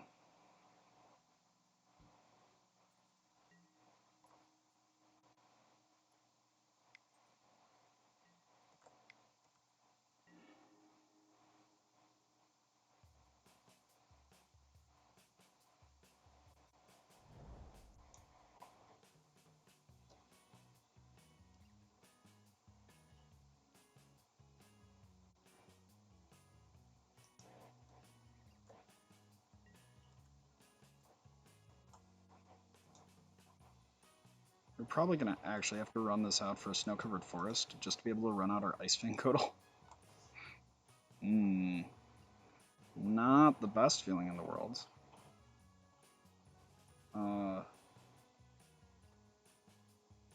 I definitely think he should have gotten rid of Pith Needle when he had, before his mana had any sort of constraints.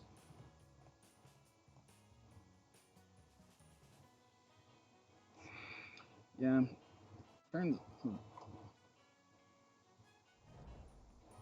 Ew. That does not sound pleasant. I'm not going to lie to you, Siggy.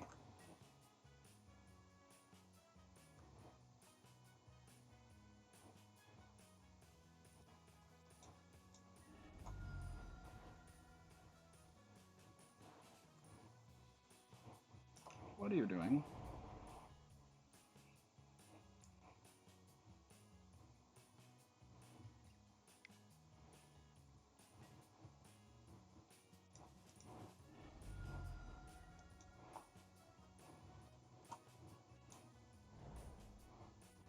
This is the only real play I have.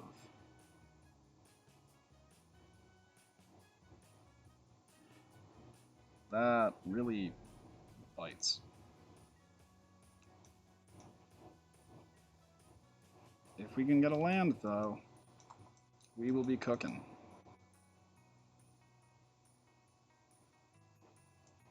Really need to hit a land if we're going to do anything, though.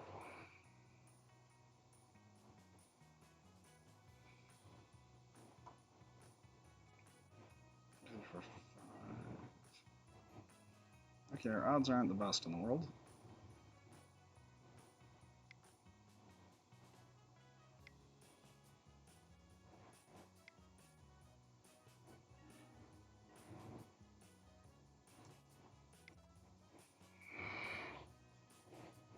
Goodbye, Glass Zone.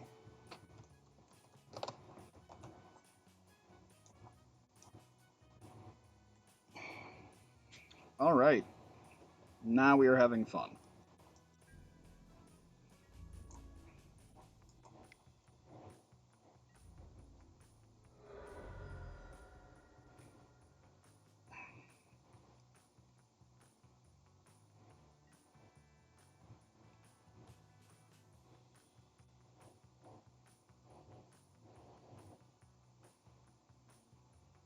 Yeah, the Blast Zone now is substantially worse.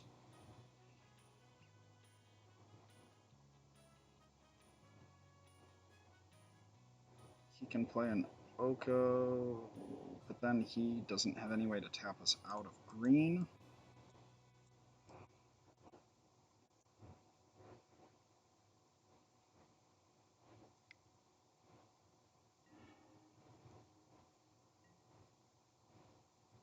What did he... Oh, Force of Vigor.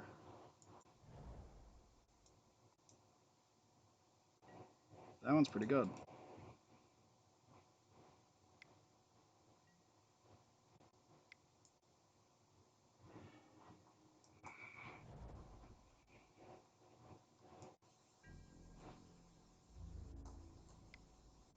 That one's really good here. 1, 2, 3, 4, 5, 6. I think it should start ticking that up.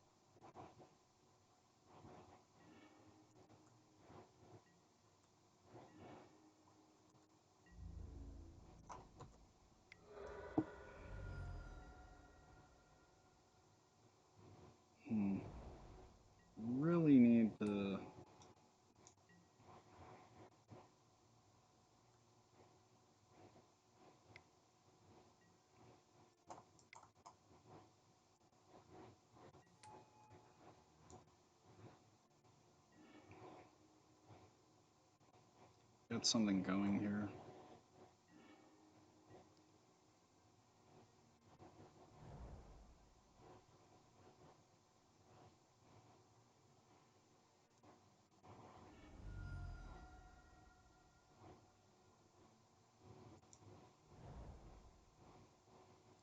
So, let's see.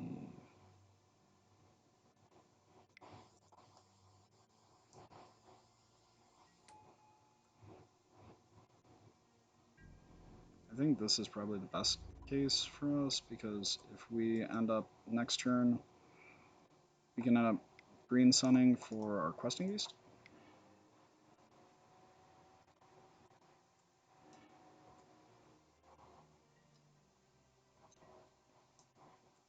And our questing beast is a little bit faster than his clock by a smidge. 5 a turn turns out to be actually a little bit more.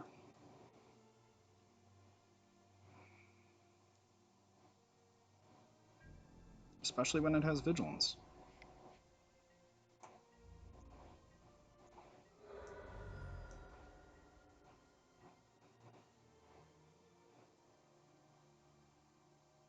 Tap down our swamp.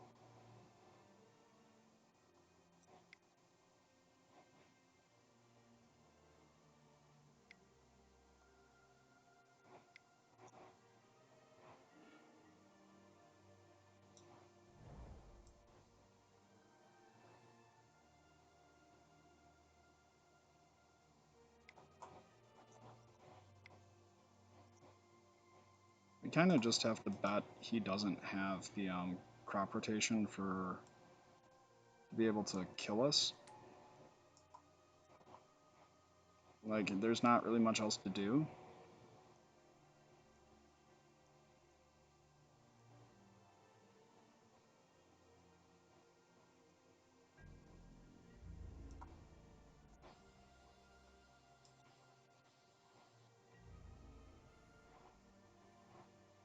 Okay, so he probably doesn't have the crop rotation if he's not crop rotating here. At least it feels like a smart wager. Oh wait, no, he can have the... Yikes. Okay, I think we're dead. Or we are in very deep shit.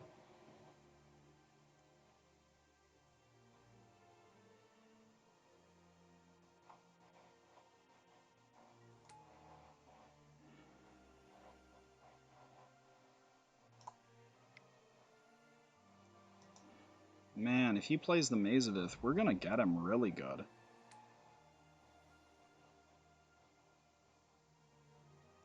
I don't think he considered the fact that Zenith prevents the damage and the Questing Beast stops the damage from being prevented.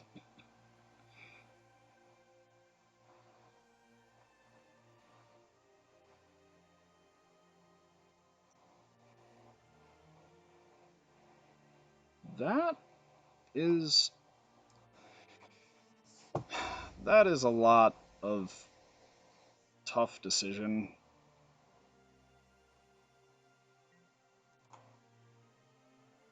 Mm.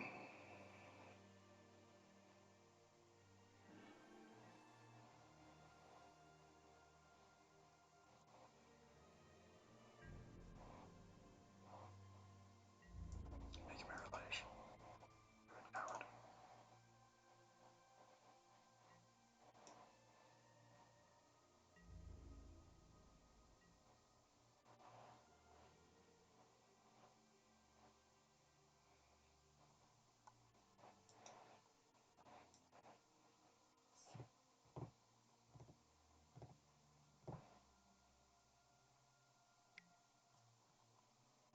Nice. We got there. I hate this card. It's so good. It's so, like, just moronic.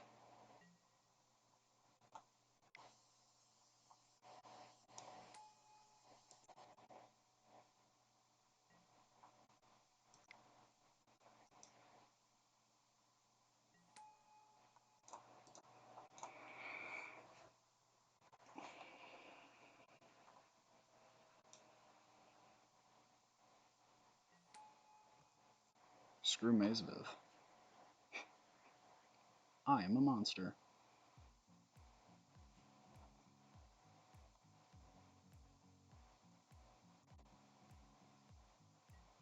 Yeah, our opponent definitely doesn't know how to play against this deck. Not that I can really fault him on that note.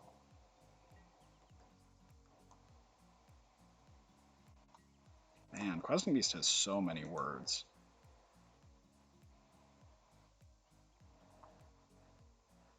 So much text on this lad.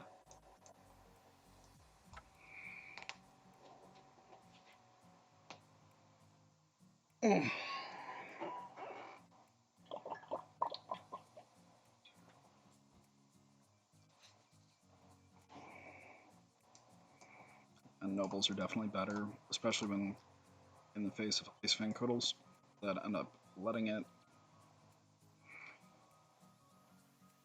acting as a... Oh, we didn't even bring in Caracas last game. Holy shit, we're dumb. Well, I am dumb. You guys aren't dumb. You guys are pretty great, to be honest. But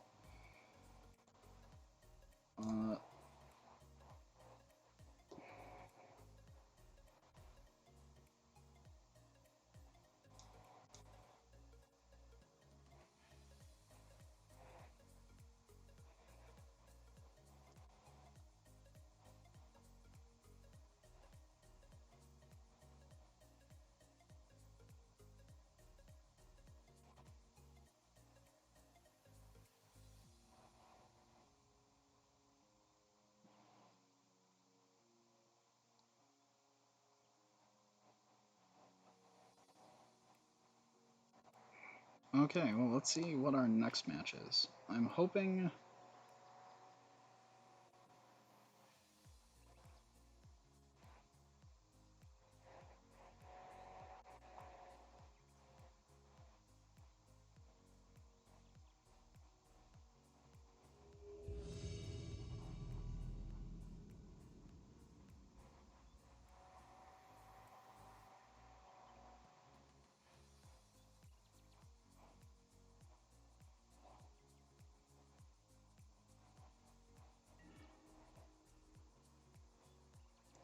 Alright, let's...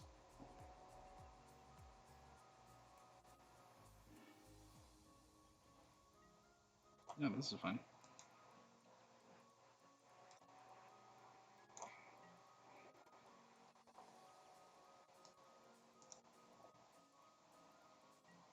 Oh, sweet. We even won the dice roll?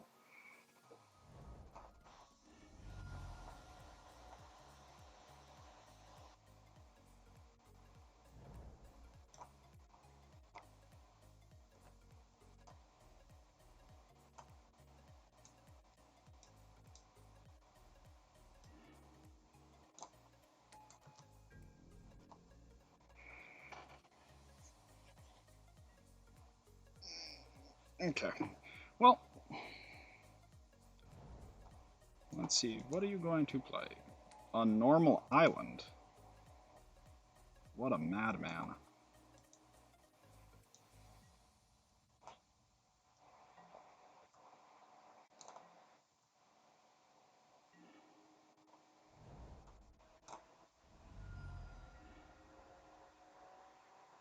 Here, I actually want Underground Sea this time.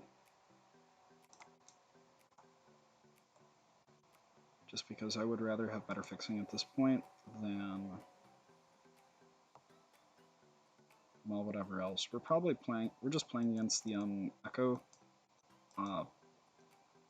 Mega Man deck, which for those of you who don't know, it is just Mega Man is a Karn, Mycosynth, Lattice, Urza, Echo of Eons, Narset, do everything blue artifact related, and just win. It's conservatively put a pretty greedy deck. Outside of that, I don't know what else runs baubles.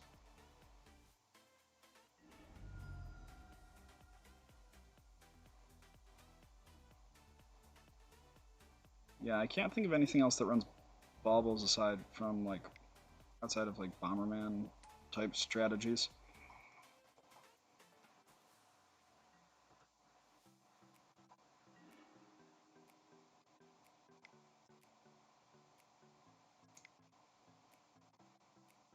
I don't mind if I do.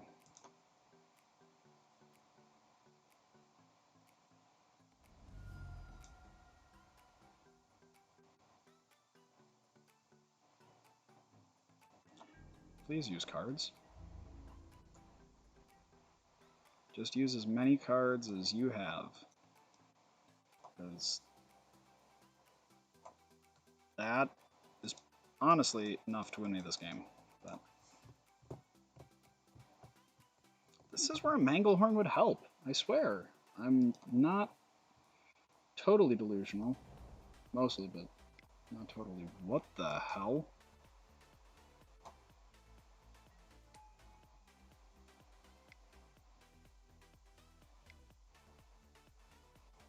Pardon?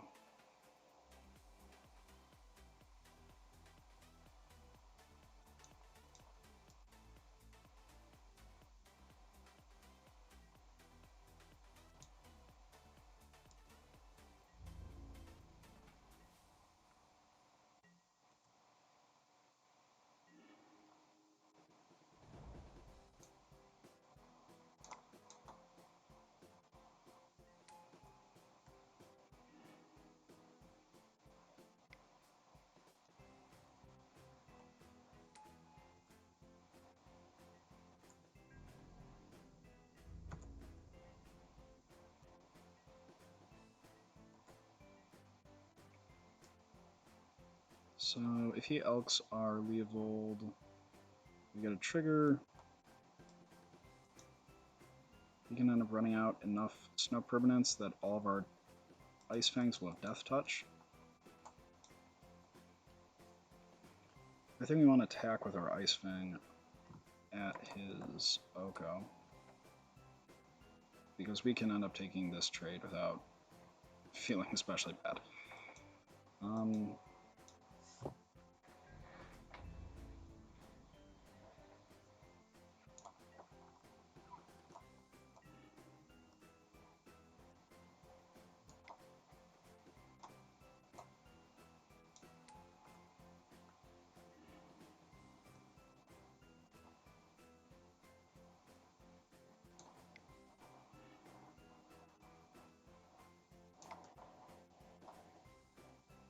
The only guy who can beat a good guy with an elk is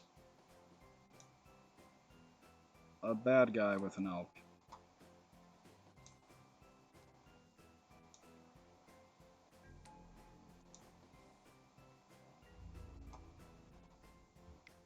Man. I love this format. Oko seems so much less disgusting than Ren and 6. Like, Ren and 6, there was never a point where I felt anything other than miserable to see him. Like, Oko, I'm like, yeah, whatever, my opponent has an Oko in play, whatever, who gives a shit. I'm never happy to see a Veil of Summer. But an Oko, whatever.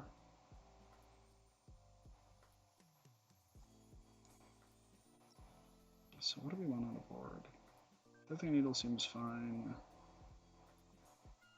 Caracas, Leylines? Making this deck have such rough mana just to run Oko feels honestly kind of awful.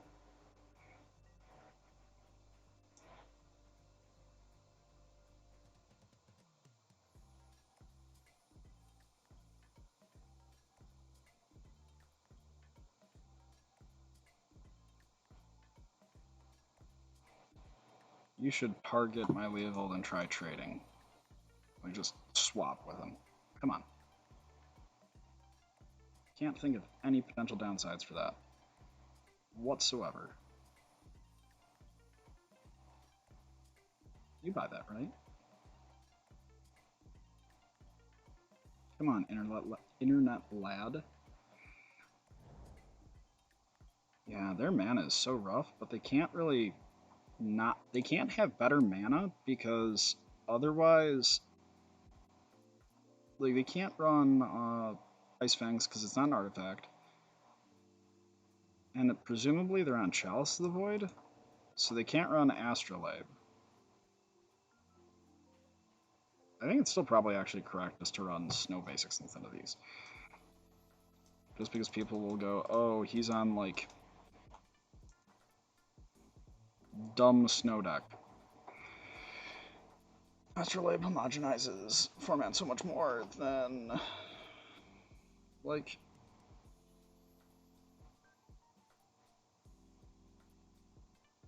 any of the other cards.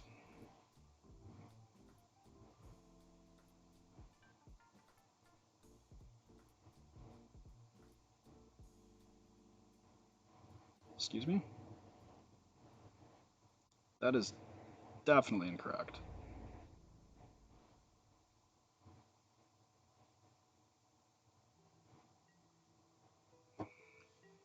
Okay.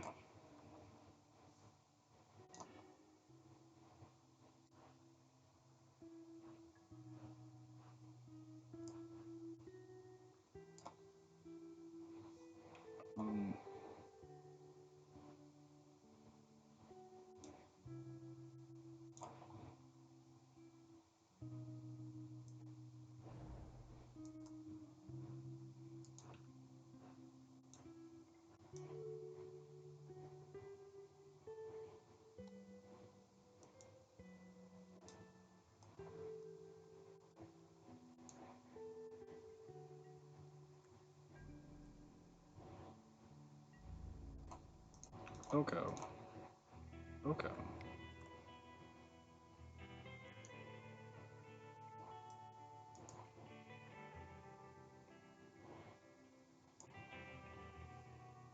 Well, not quite sure why he's playing in this particular pattern. I think he needed, like, I guess it makes sense.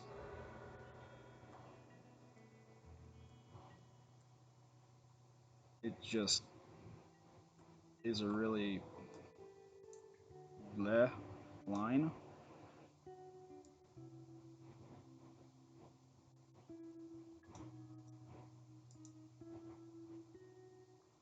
Like, even if he swaps us for our Leo, he's left himself pretty open. And if he makes the Mox Opal a dude, run out another Ice-Fang, draw a card. I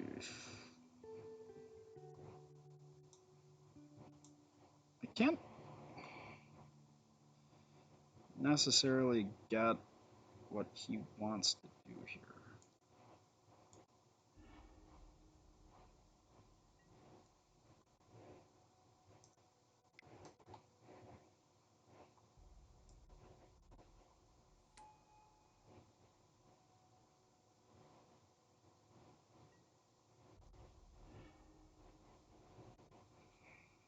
Sure.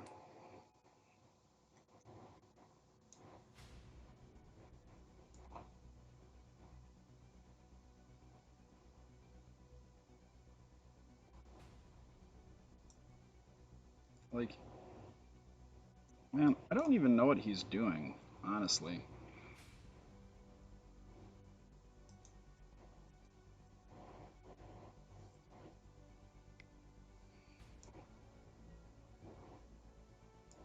Okay.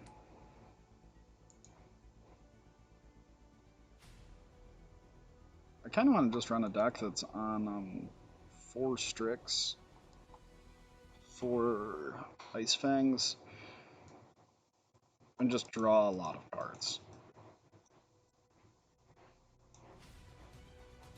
Do, like, nothing other than drawing cards.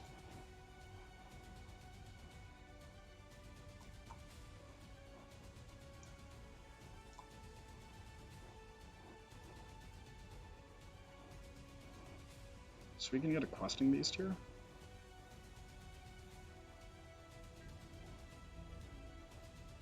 That would kind of suck for them.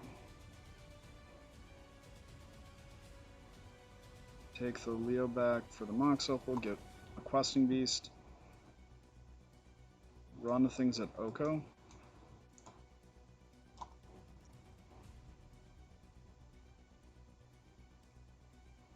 I'm so wildly uncertain what they're trying to do here that... And I also don't know what's taking them so long. Like, I get being in the tank, but...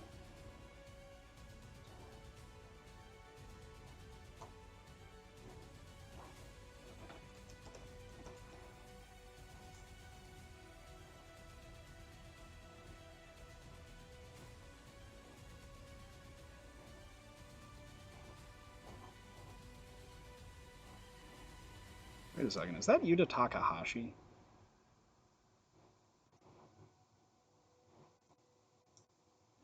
I'm actually going to Green Sun first.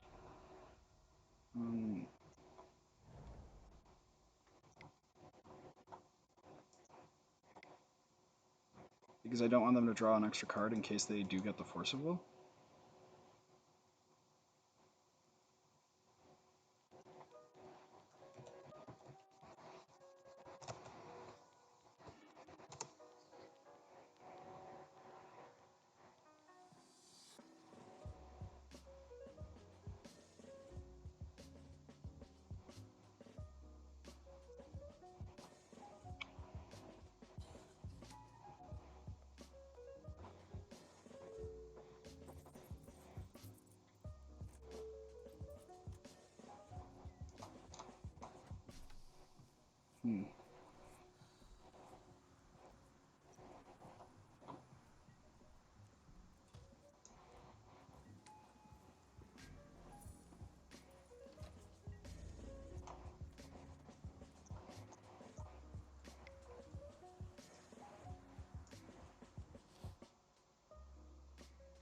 This matchup does not seem good for him, whatever he is on and whoever he may be.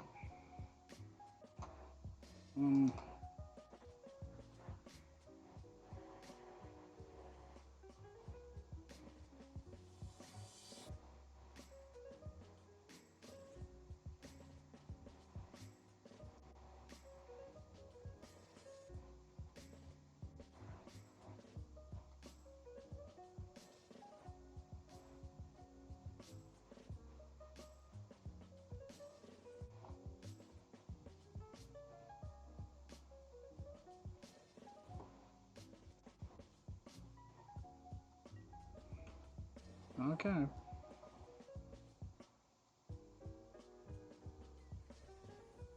So he has to throw something in front of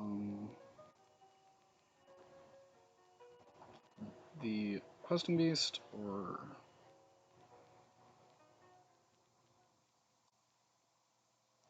my dude.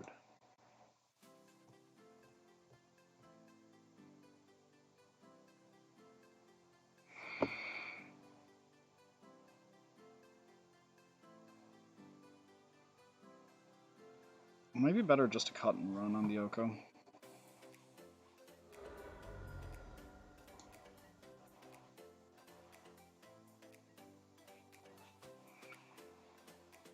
Like, almost certain that it is better to cut and run.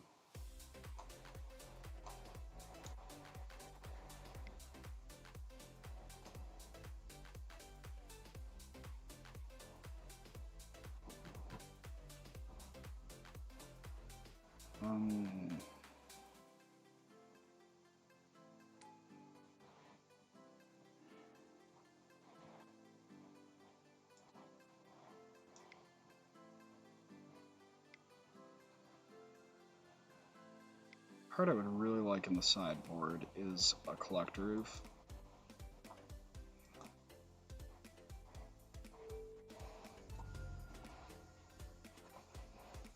Like, a Collector Roof would really improve this deck dramatically in the board.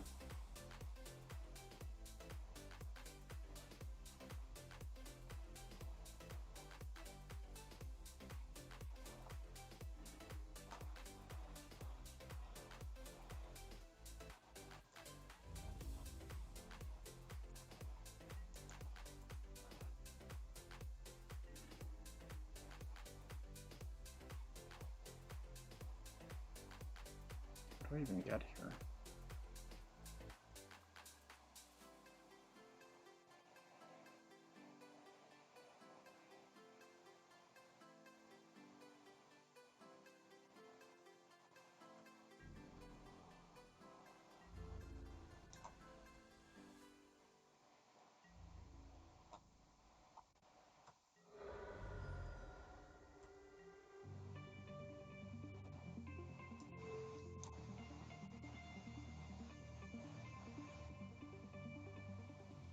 What is in my list that I can use right here?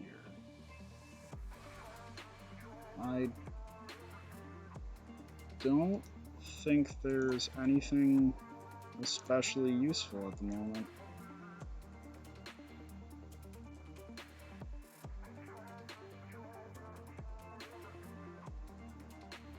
Like, there's just not.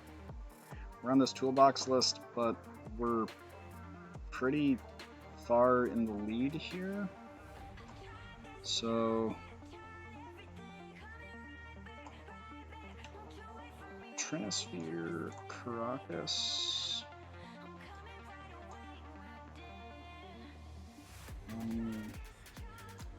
ley lines, Plague Engineer, like, we just have... This is already seems like a pretty great matchup.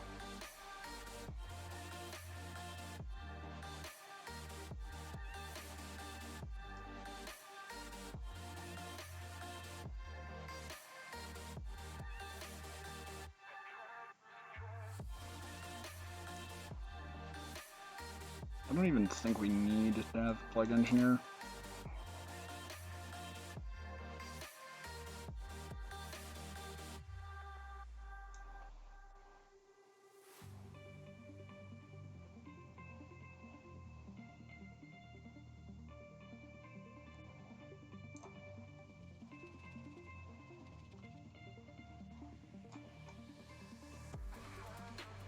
I'd rather actually have the Crocus than Wasteland here.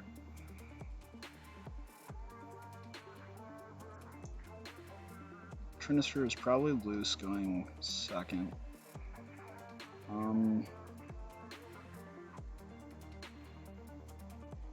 Might be a Green Sun because we're trimming some targets. We'll try this. There are just so many different reasons why this match was okay for us that I don't think we need to... Like, this is a very, very good hand. We have an Abrupt Decay for... whatever.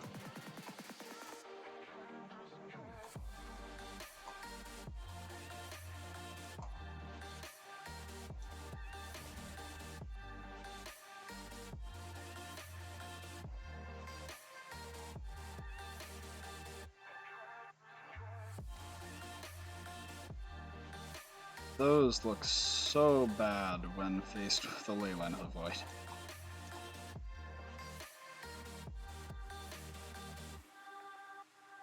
Like, those look mind-bogglingly depressing. Next turn we get to drop an Oko. Based on our previous experience with Leyline of the Void versus one of these big artifact decks, it's pretty rough for them. Okay, yeah, that's great.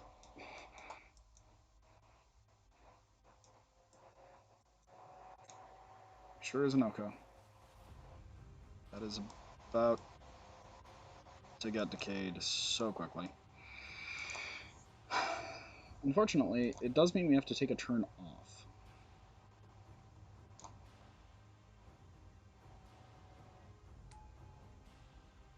From doing other things.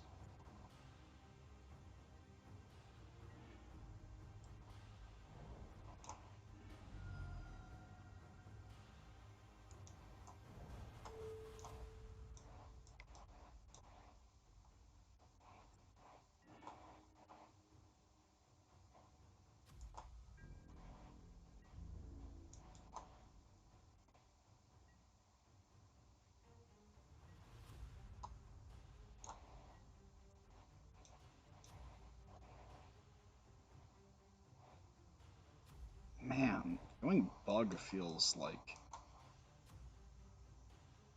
the greediest possible mana.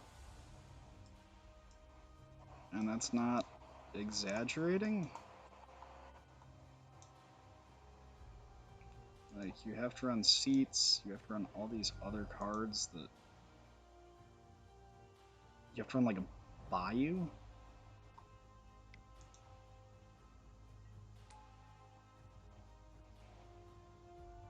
I do not like that idea one bit.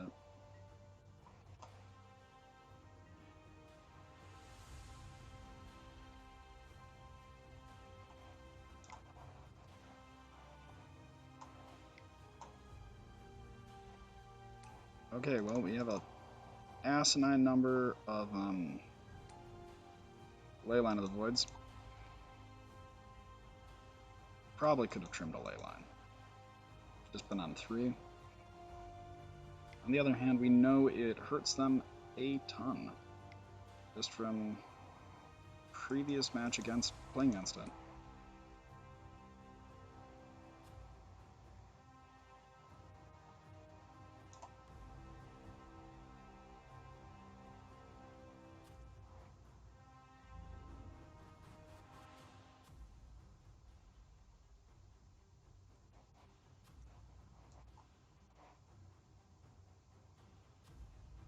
Yeah, I think I should have just not gone quite as dramatic.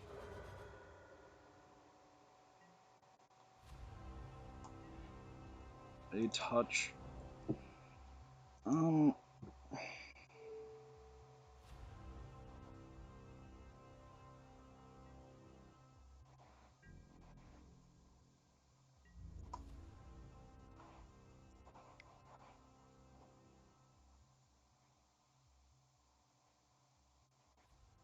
The only thing we really care about is keeping this. We don't want him to be able to access our Leopold.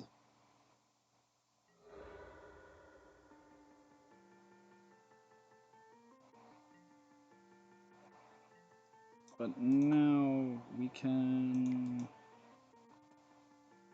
It's not awful.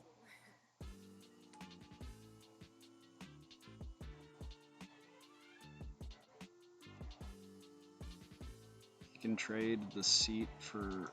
Oh, he can trade the opal for that. That's gonna suck.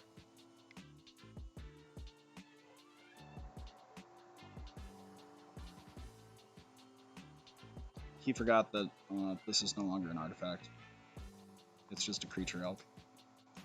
It doesn't keep its subtypes, which ends up really...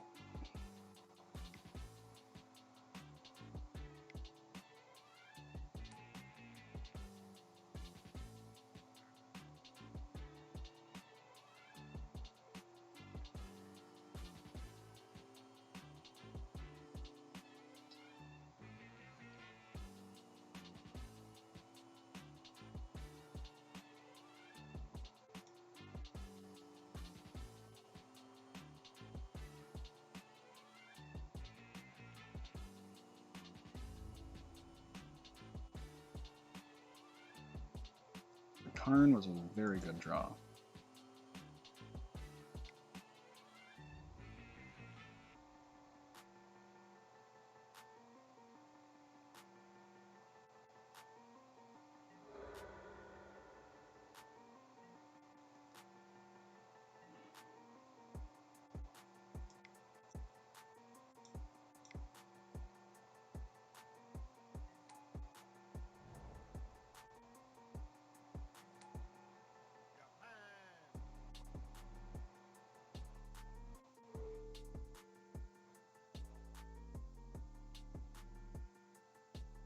How much mana does he have? So if we turn this into an elk,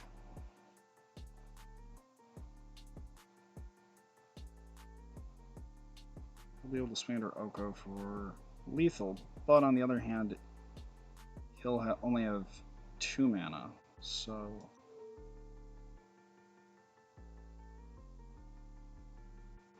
We're actually going to go with that.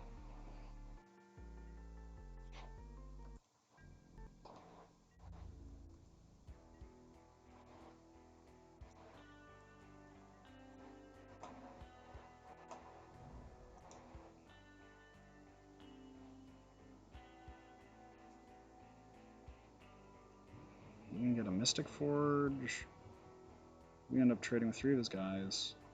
Turn his Mystic Forge into an Elk. That's not good. Yeah, this Gilded Goose kind of sucked. Nobles definitely are better.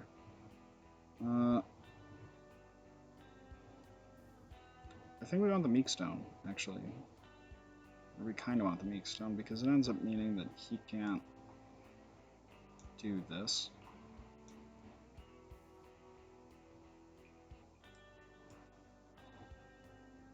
A Brainstorm would be so good.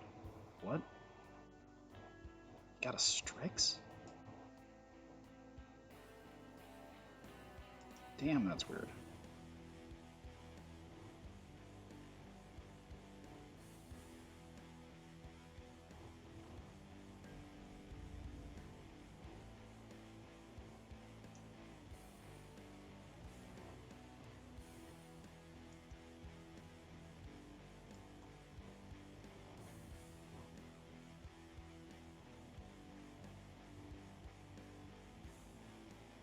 Although he is at sub 5 minutes, and we still nearly have 20. Oh, wait, no, he's not quite at 5 minutes. He's near 5 minutes. Yes, those are the attacks.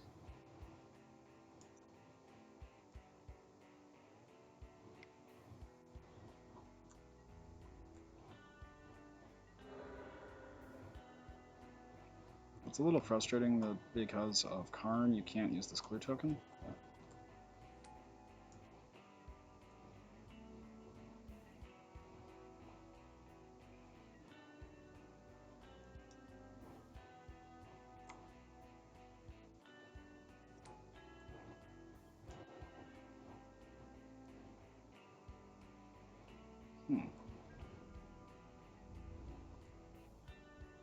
I mean, I guess here it just doesn't matter a whole ton if we win or lose, because he's going to clock out. Which isn't my favorite way of winning. It's not particularly fun. It's not particularly interesting. That's better.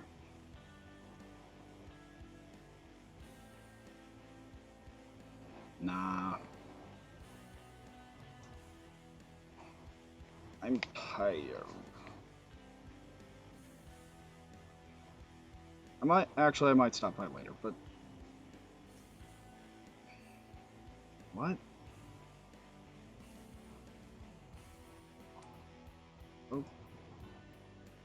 Okay?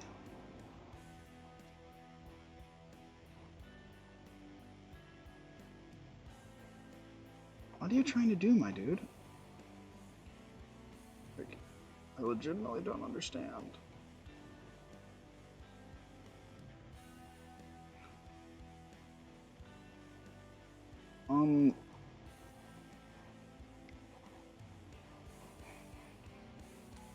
Yeah, that... Like, I understand why they, technically speaking, did it.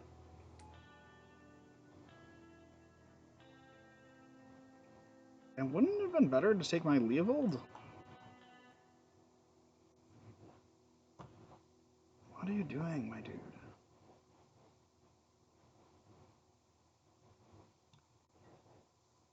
I mean, someone there probably has a deck, but going base exclusive... Hey, look, they acknowledged that Nexus was a mistake.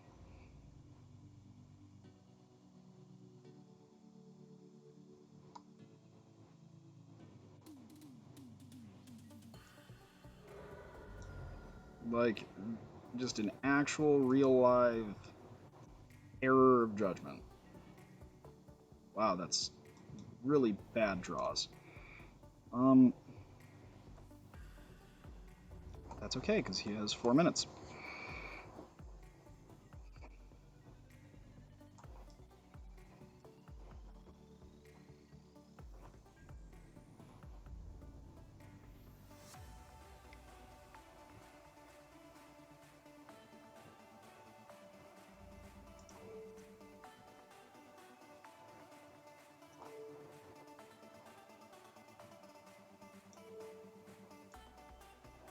Oh no, we're just dead.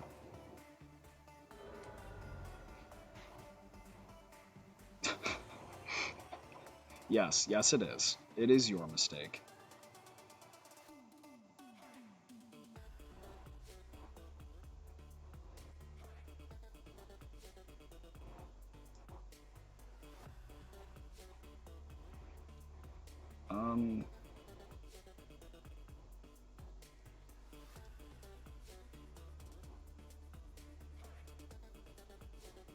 I want this. I don't think. I think as they are is not necessarily the best suited to play against us.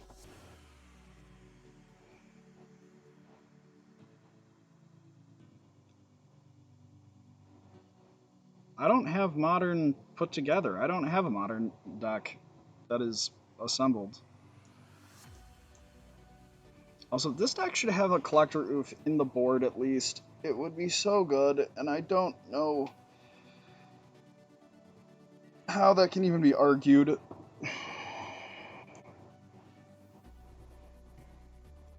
Snap, keep this.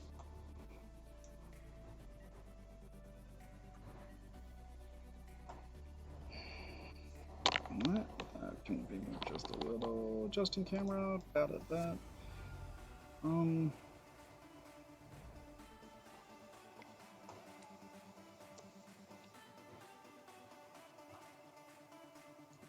No possible yield all. What the hell happened to the... There. Much better.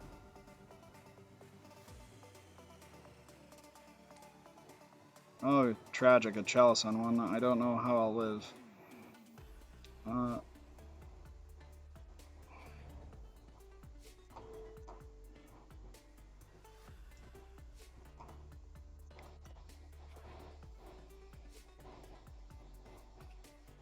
We got another noble.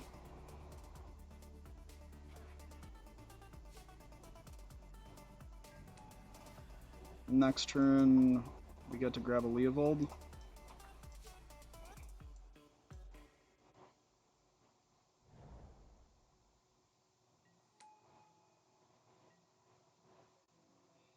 You know, that's kind of gross. That's really gross. I'm excited to see that happen.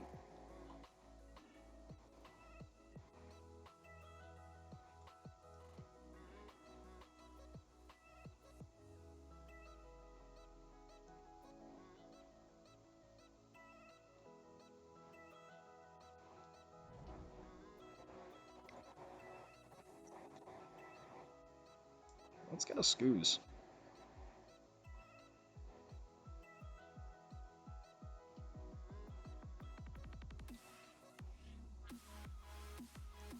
The greediest choice possible.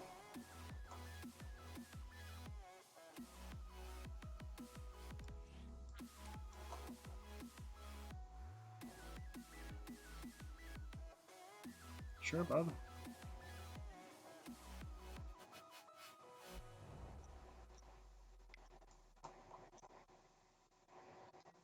Man, once this Chalice of the Void is an elk, and I got the Pithing Needle, that last hope, Admittedly, I still think he is spreading himself way too thin, as his list is.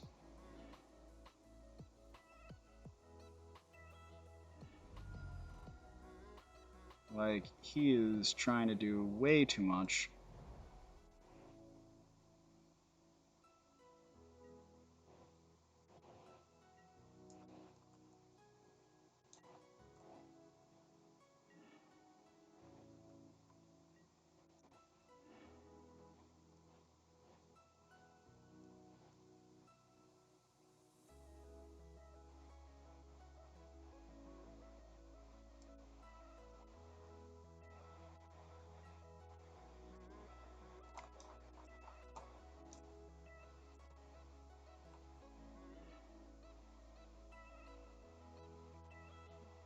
Scavenging Ooze.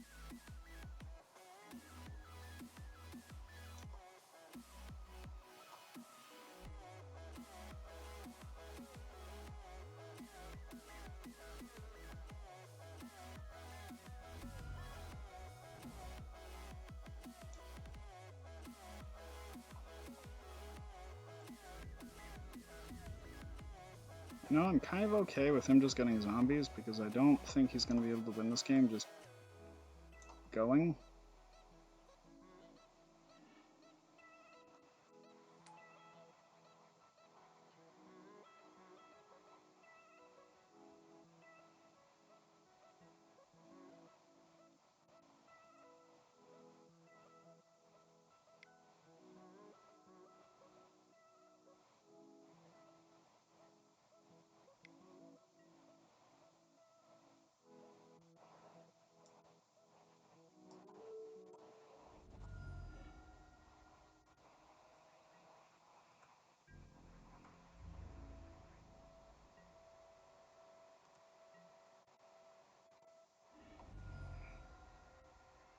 I have all the green I can get. Oh, that's awful.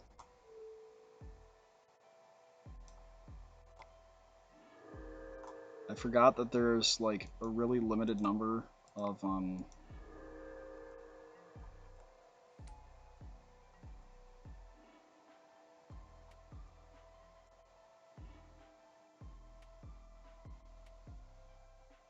holy shit, we're good at this game.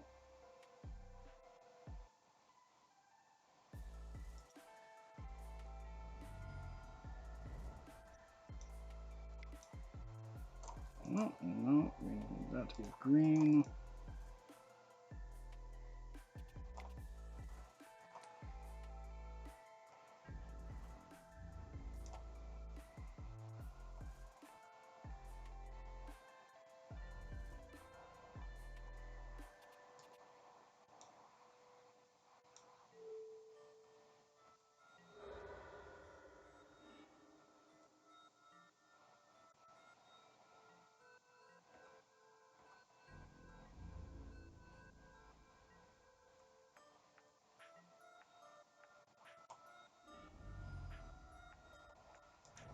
I'd really like to see Mayoka.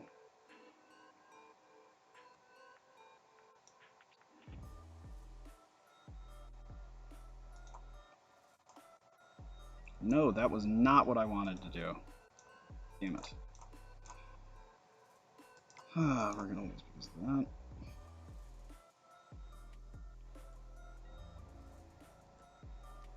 Literally just because of that specific interaction.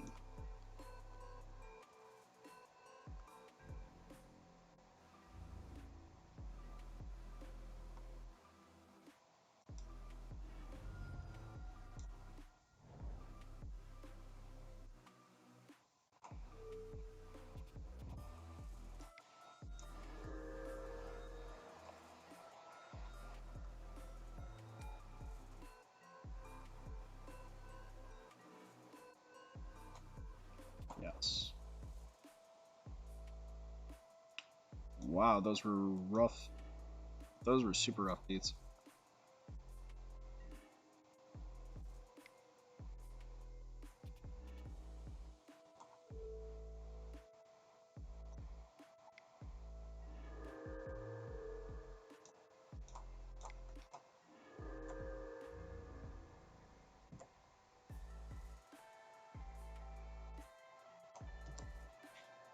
Yeah, we're just dead.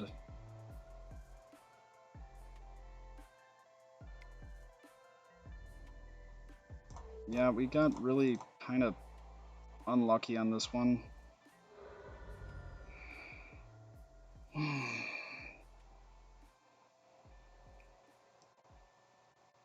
Like, that one was actually super frustrating.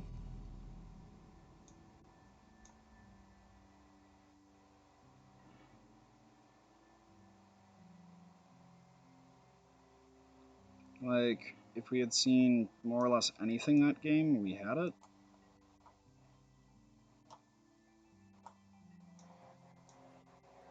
And the second game was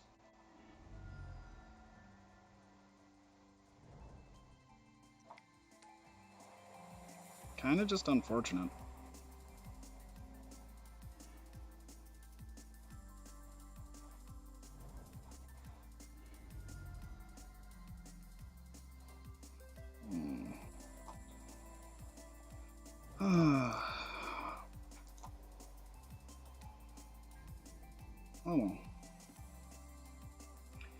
Well, they had 14 seconds at the end. I didn't figure they were going to be able to kill us that quickly, especially if we saw one, like... There were actually a lot of different things we could have seen there, and we would have been fine.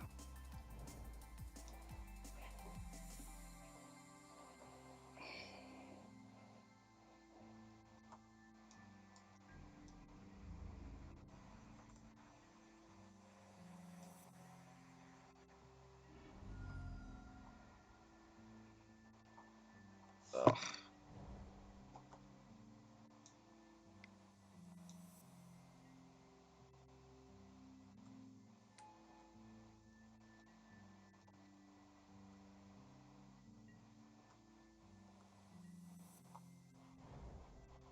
Well...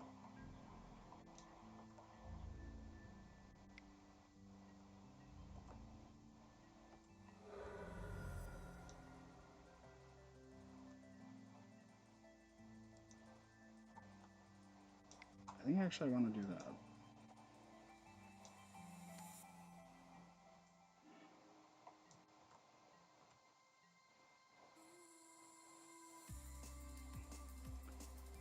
That would be entertaining. So...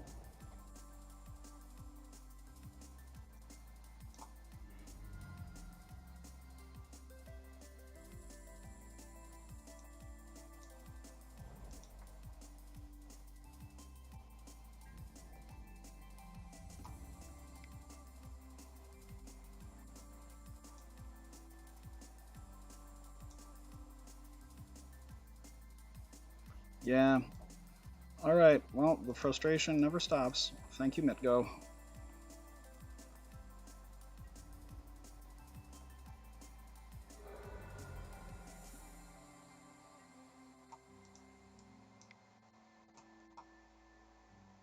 Snake.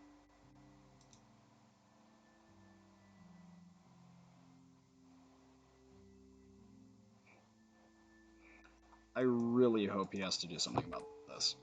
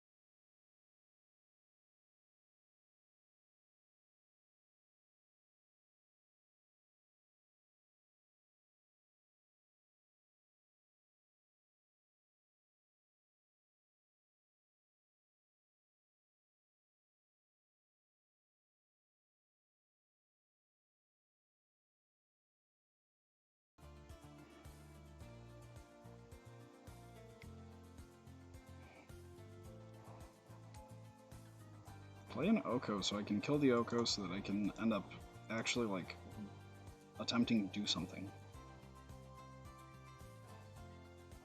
This coward isn't even gonna do that.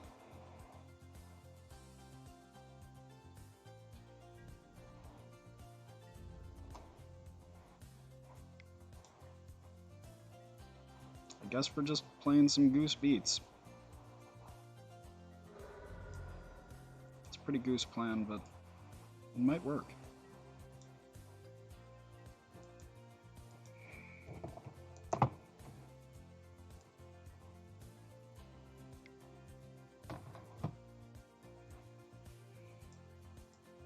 Did he brainstorm locked himself?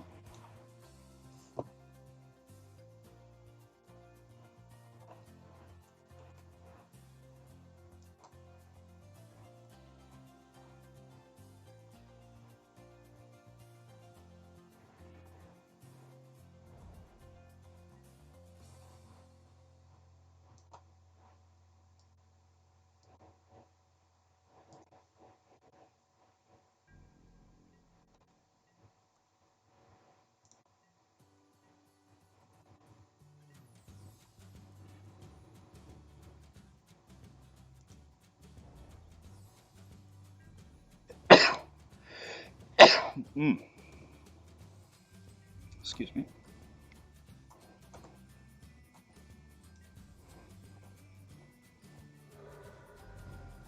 Honestly, I don't think I should be on the Gilded Goose at all. Or I should be on only 4 1-drops.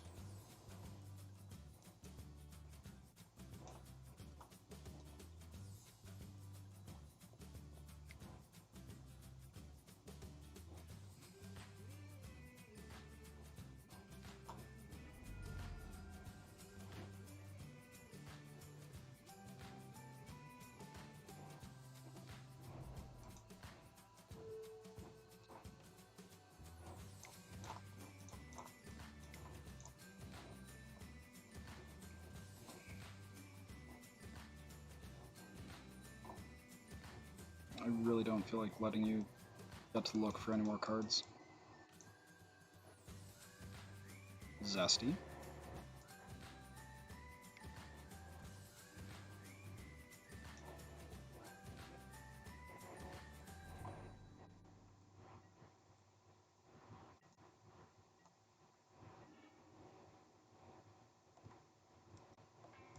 An okay draw.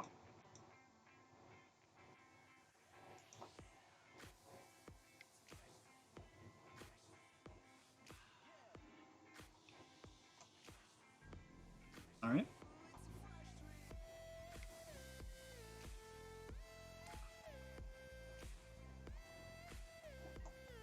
I feel like I have more 2-for-1s in my deck than he does. Damn, this is the most aggressively brainstorming... He's so aggressive with his brainstorms.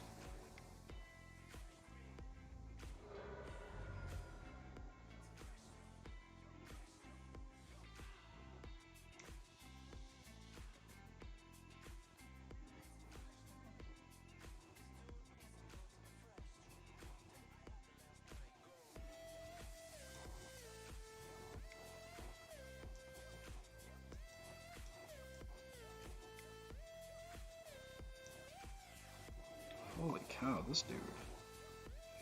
Well, the good news is...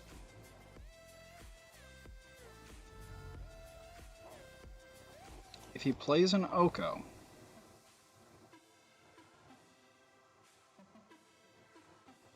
Brainstorm? Really? Holy cow, dude. Mitch, look at how little this man is doing, despite casting every brainstorm on the face of the earth.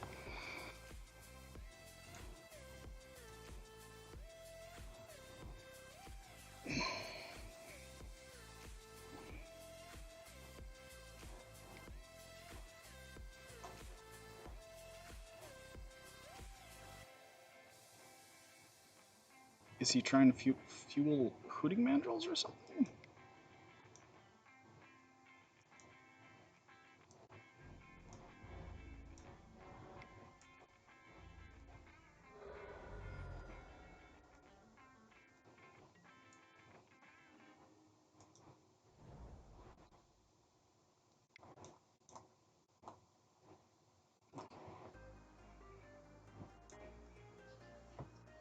So this needs to be fetched.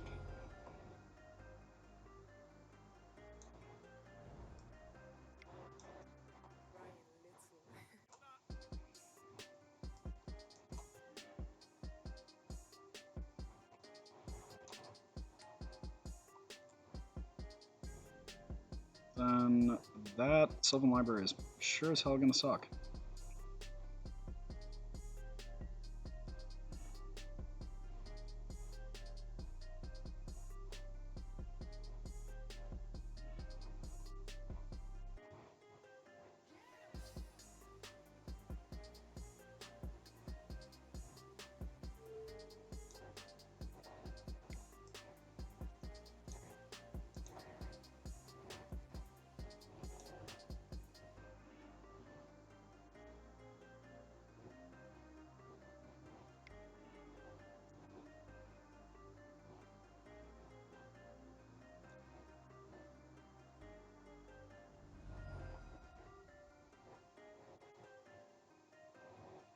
What did you keep?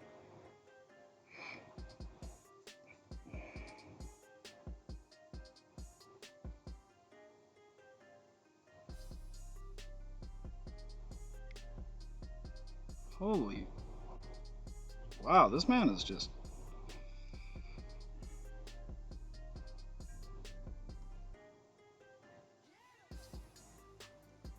looking.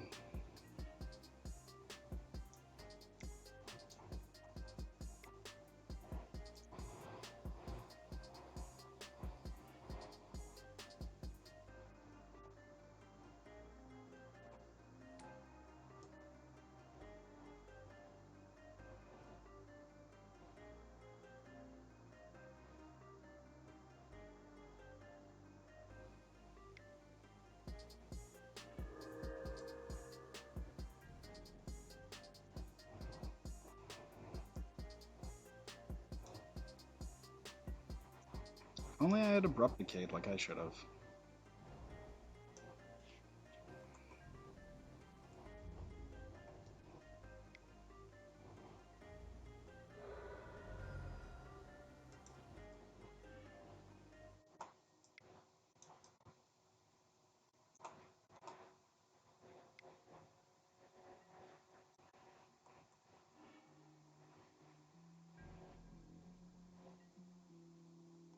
Okay, so what are we bringing on board? Well, I think we definitely want our veils, we want our carpets, we want Trinisphere.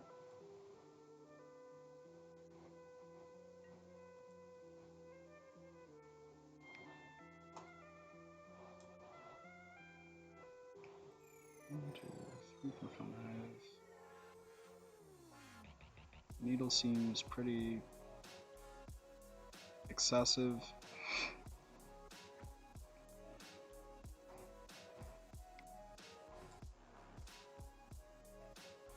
Caracas could be a neat trick to keep us in the game, even if he has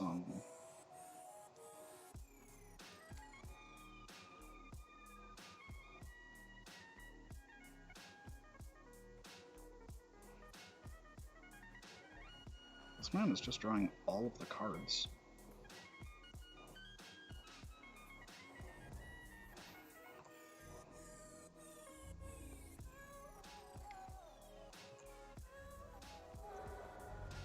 I don't have a second questing beast in here.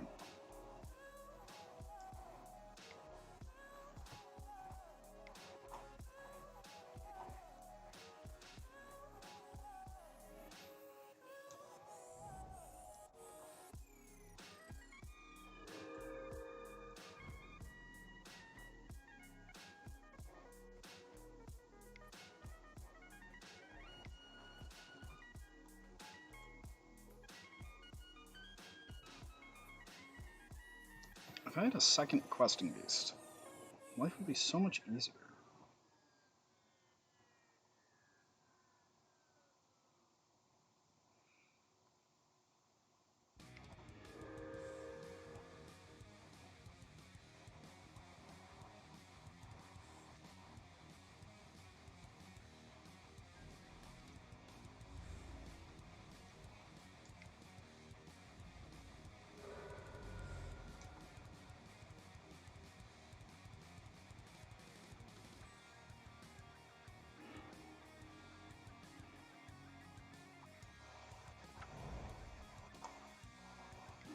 We are going to concede because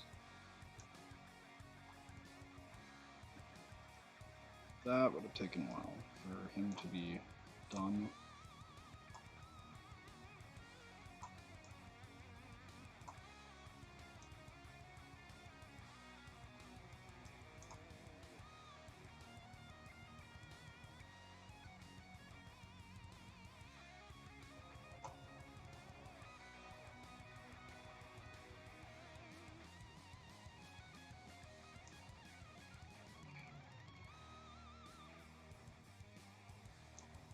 We're gonna go with this.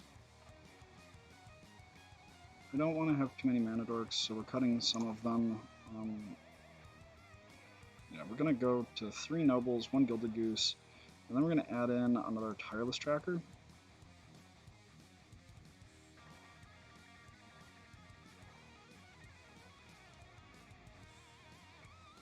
I find it interesting that he didn't play any Okos that we saw.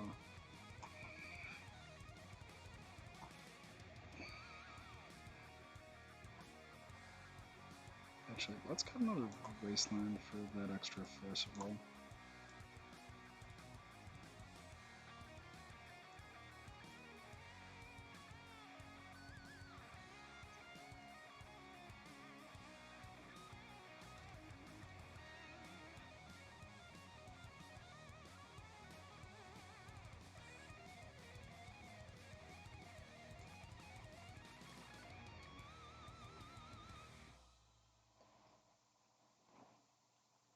Why do blue-white players take so long?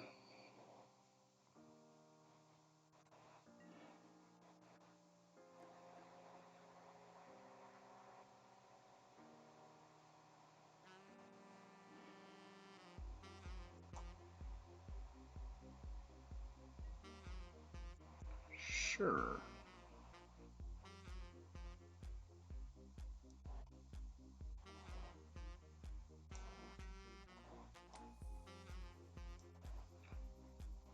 This is a weird one, but we have a lot of action.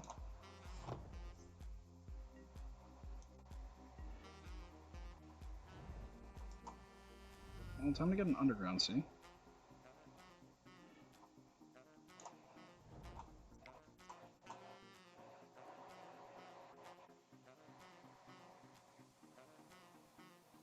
And now we draw a lot of cards. Okay.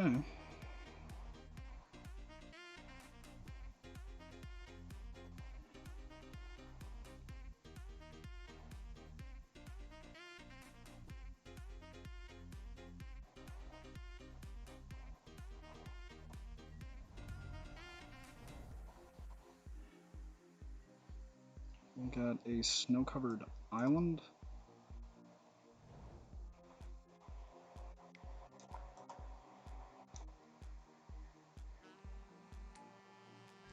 And then, hopefully next turn, we get to run out our Jace.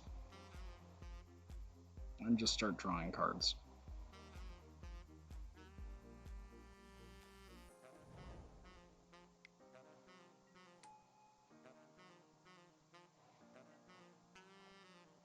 Oh, if we can get a land and we can just Oko our Dryad Arbor,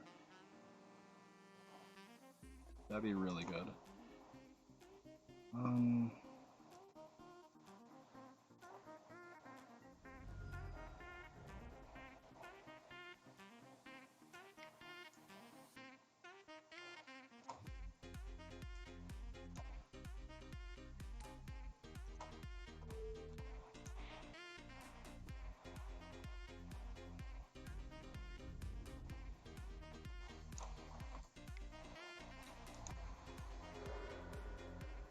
Okay, well.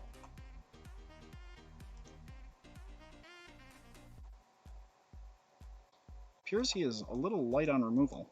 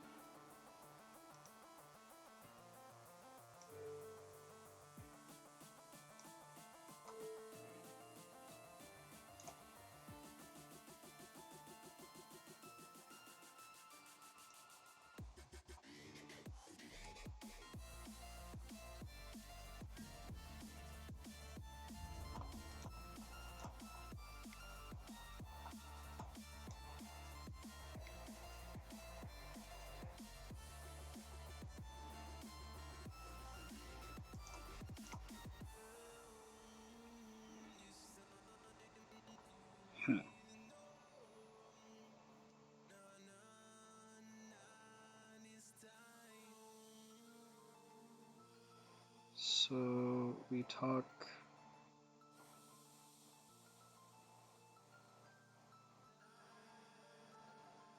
Noble. Talking Wasteland feels very wrong. I think it might be right here.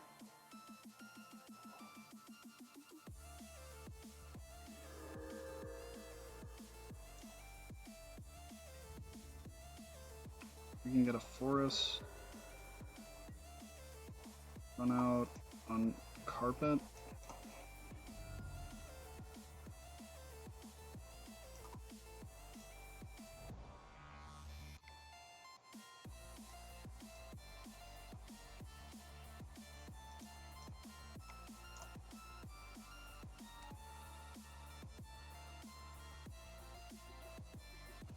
Man, there are so many plays, but I prefer... This is one of those matchups that can just easily go to both players timing out.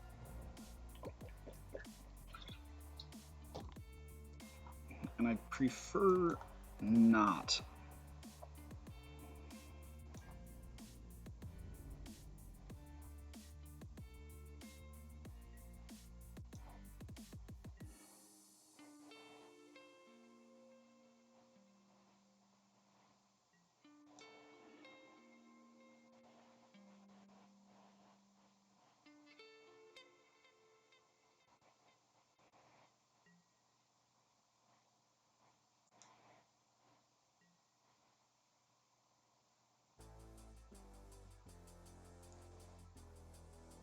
Not yet.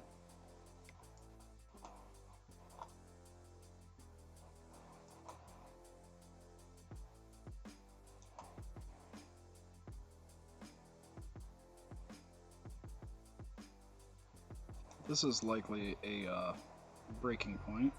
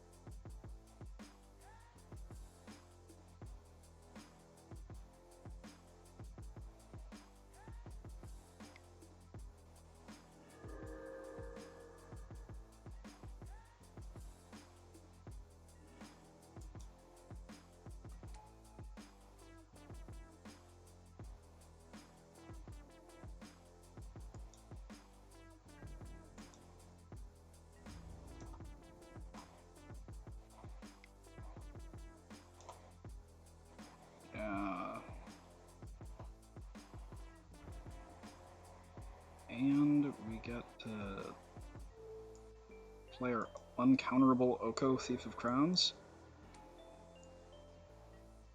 I'm pretty okay with this.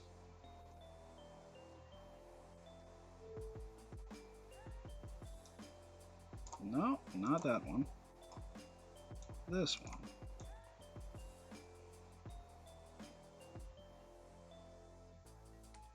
I know you can't do anything about that.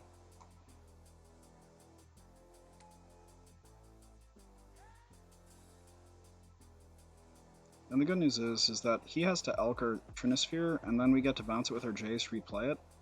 And that's pretty... that feels pretty good.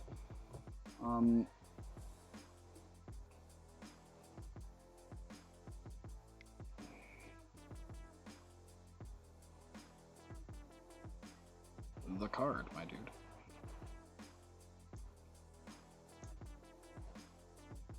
Yeah, I think we're likely to see him Elk our Trinisphere.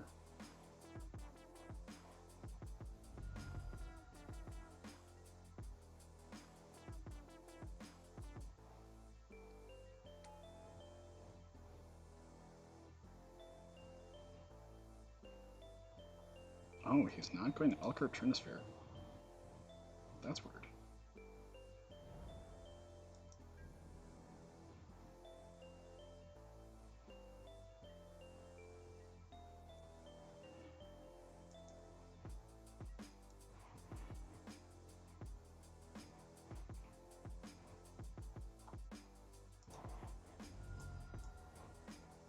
That's okay.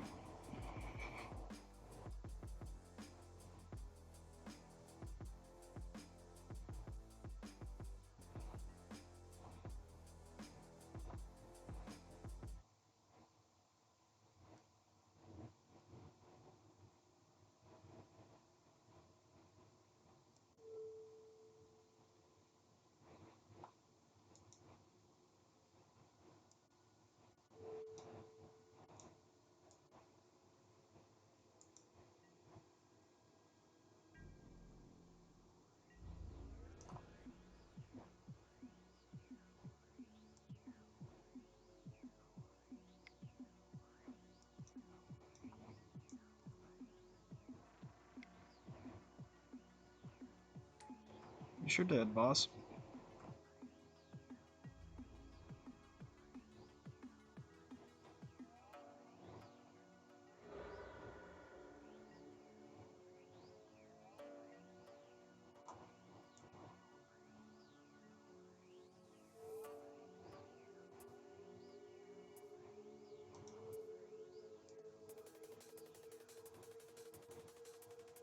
So if we...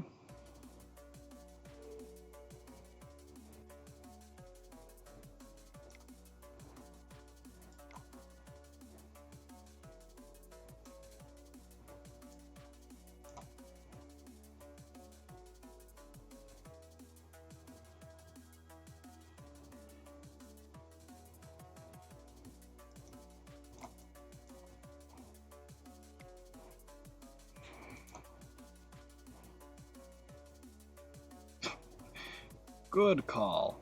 Conceding there feels very reasonable. Green enchantments, the deck.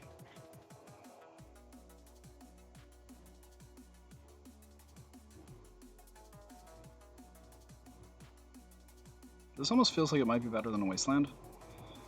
On the other hand, I really don't like cutting all the Wastelands, just because they are so... they're such powerful effects.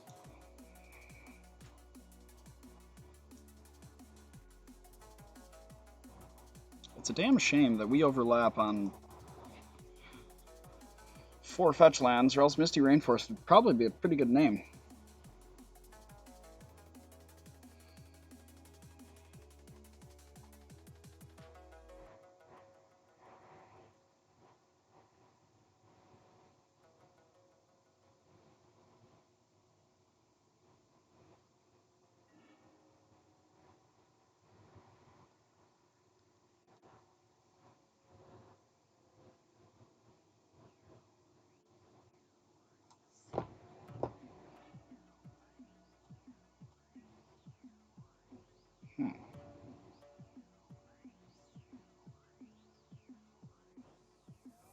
Very threat dense.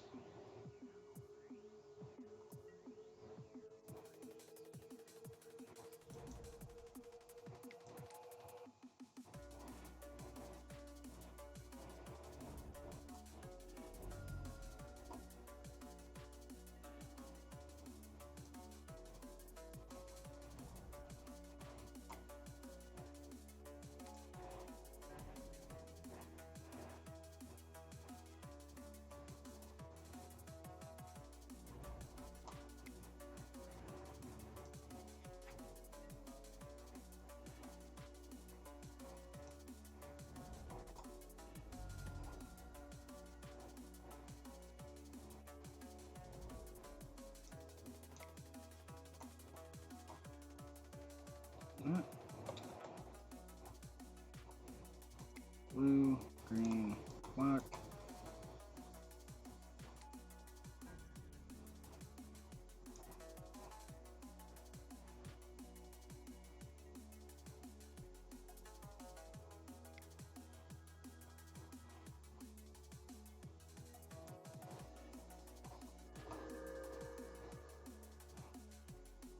That's okay, we'll get another.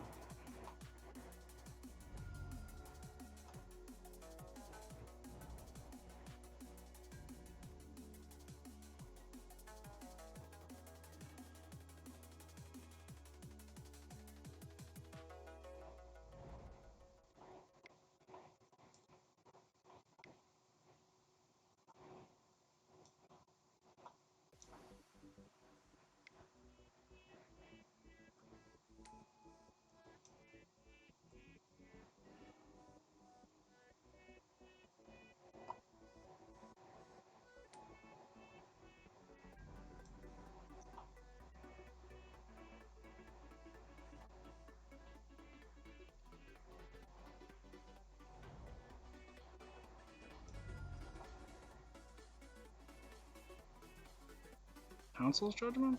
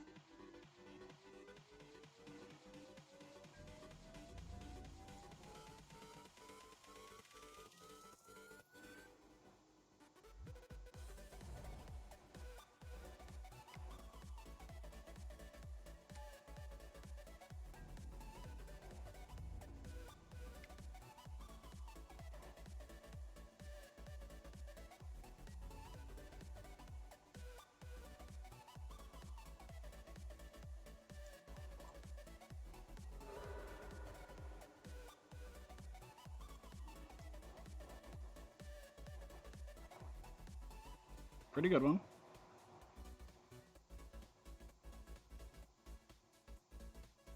Pretty damn good one.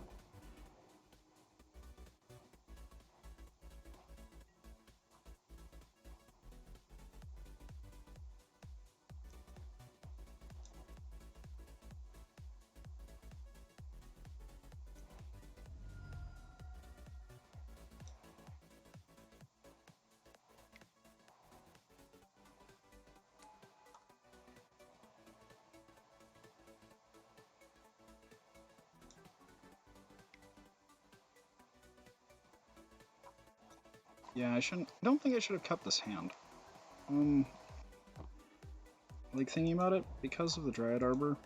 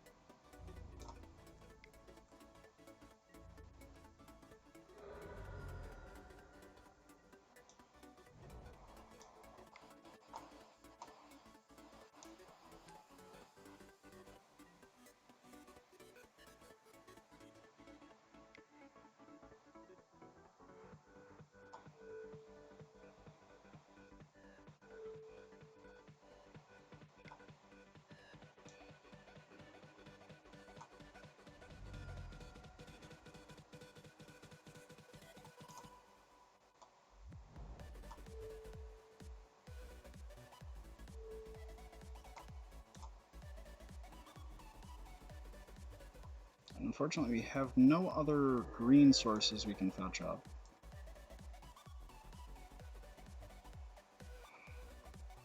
Which turns out to actually be a pretty consistent issue this deck has. Also, the fact that matchups like this are just decided by who draws more Sylvan Libraries is a little aggravating.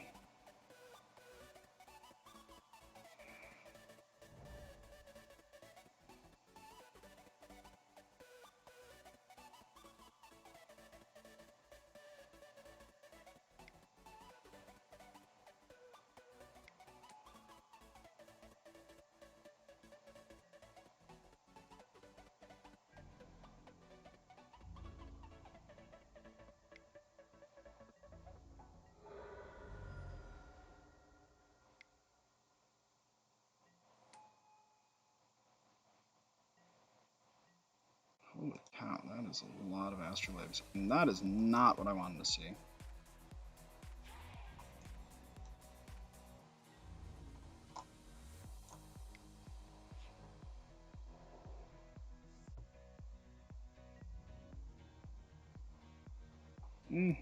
Them's the breaks.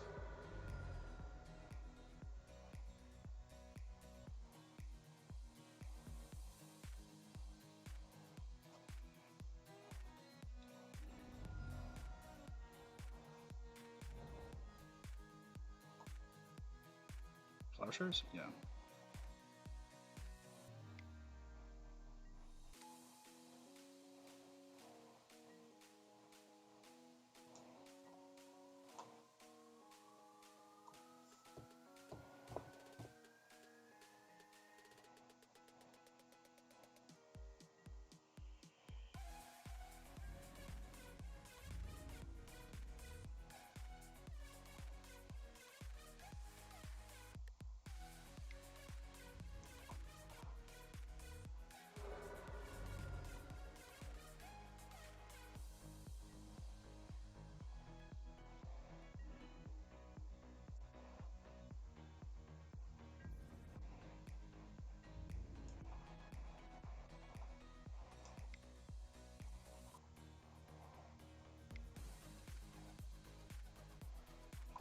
Yep, we are dead. Miracles does not seem like the best matchup because Terminus ends up meaning that no matter how many greens on targets you have, like, you need... I'm trying to think of, like, a good...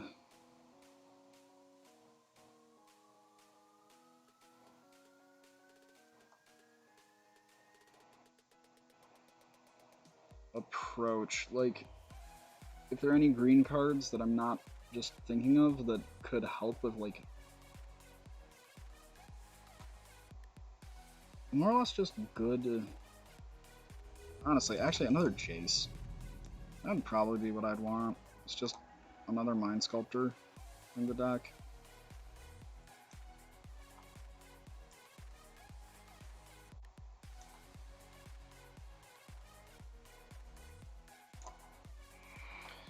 The hand is serviceable. It has a bunch of... It has some interaction. We have threat. And we have some... like, ramp. Ugh, not DMT. Let's get a snow covered forest. And,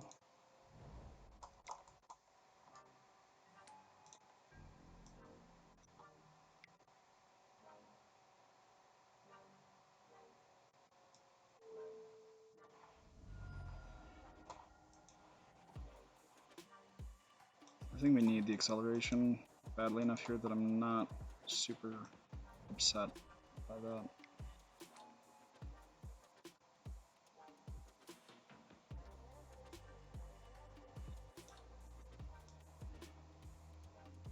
Okay, so they have a GT.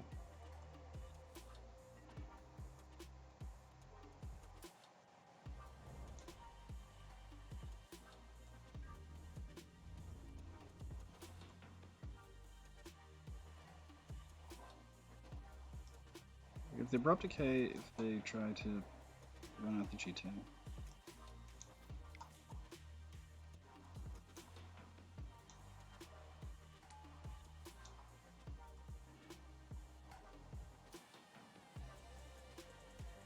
It was very wrong to have played that Underground Sea first. Holy shit, that was a misplay. And these sort of little sequencing things end up just stacking up.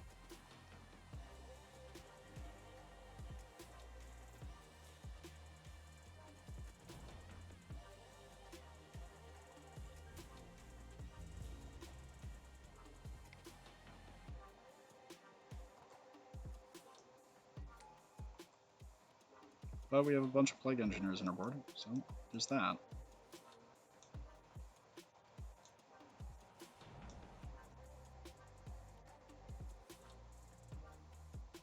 That was not what we wanted them to draw.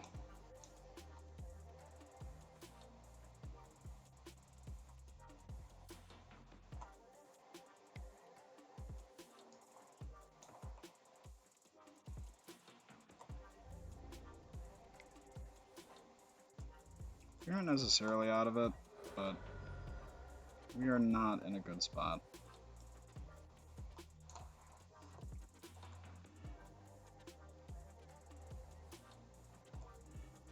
I don't think I would have done the second one proactively, but...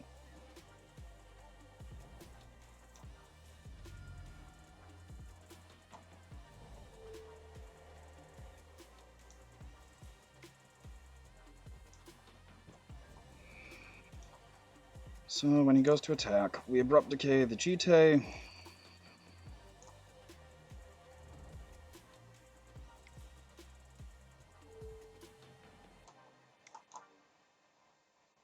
We can wasteland the Caracas.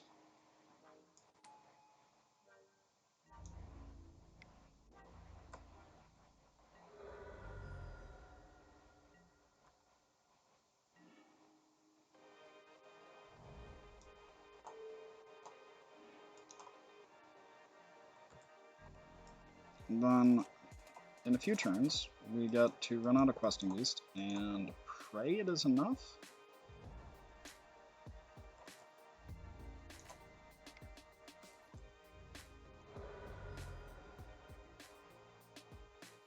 Man, I hate Death and Taxes. axis.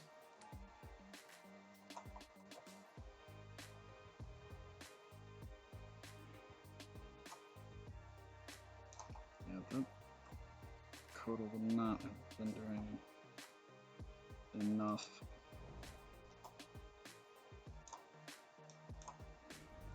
Well, we can get...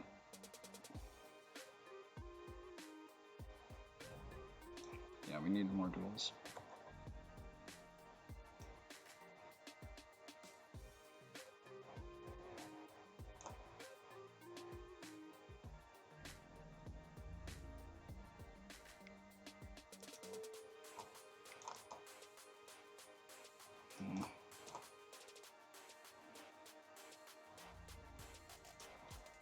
So the metagame is adjusting pretty nicely to the presence of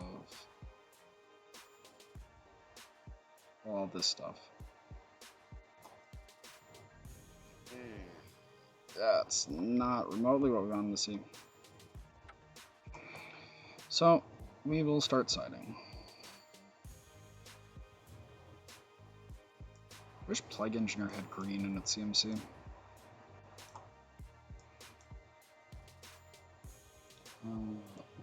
Caracas and Pithing Needles.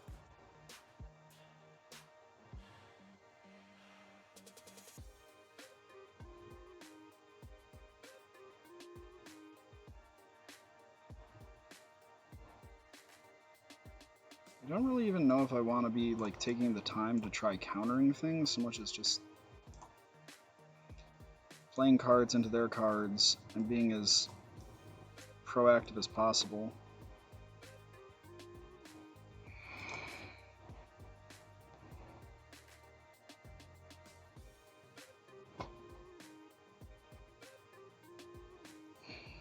Wait, what? Since when the hell were you allowed to say that, Mitchell? I just noticed he... What? You're not allowed to enjoy Legacy, you monster. That's my shtick. Turn 1 Noble into turn 2 Oko seems okay.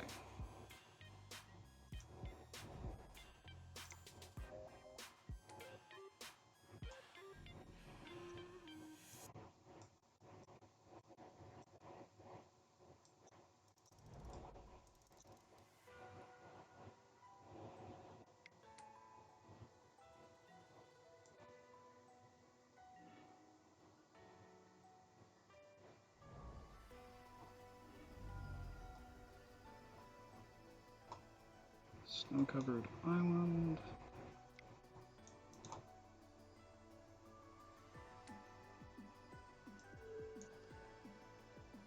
No thanks. The instant they start cheating on mana, we start losing pretty bad.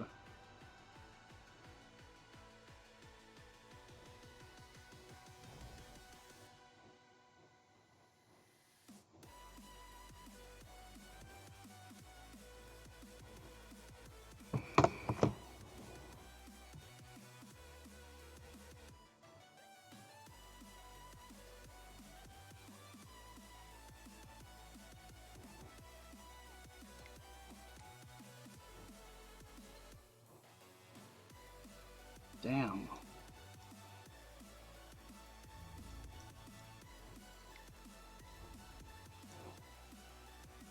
Damn. The sheer brutality of Mitchell Castledini.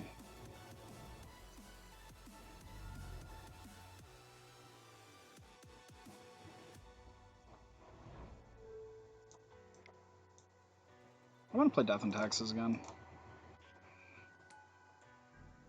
I don't want to do this stuff anymore. I just want to play D&T. Good, honest D&T.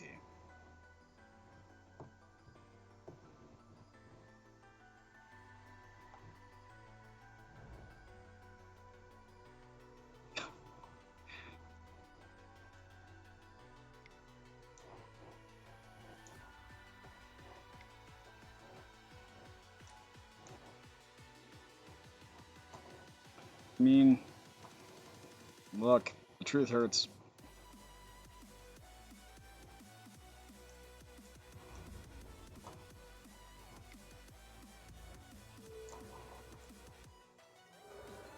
if you have another evoker.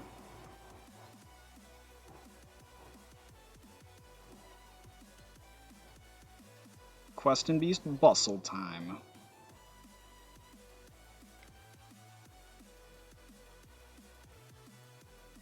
Never mind. Not Quest and Beast bustle time.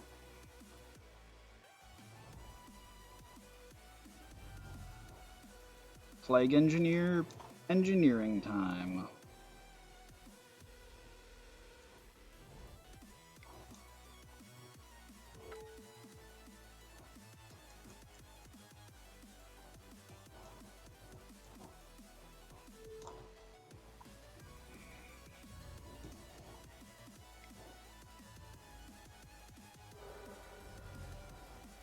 Look, the best format is what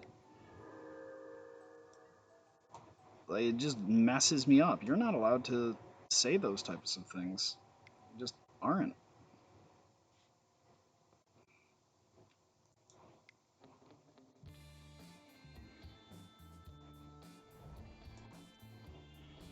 We'll get another snow-covered island and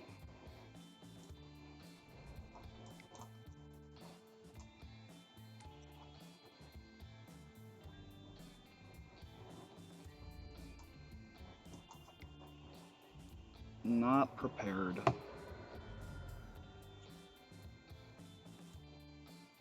I've grown to love Questing Beast like a son. And I don't know how to feel about it. Like, this is my son. Don't shit talk him.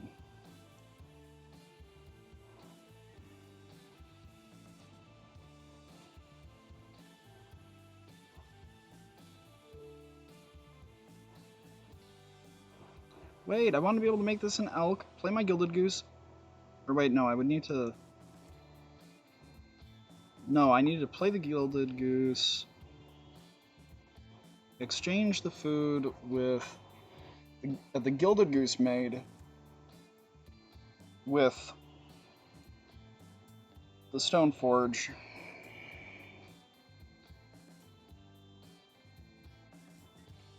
Ah, yes, perfect. Bug mana, how could it ever lose to anything?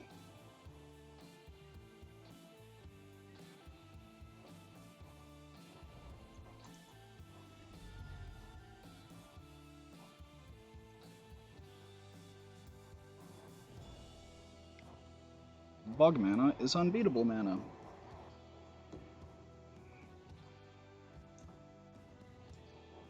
And I replicate the ever-living shit out of that card, because it does things that I do not find fun.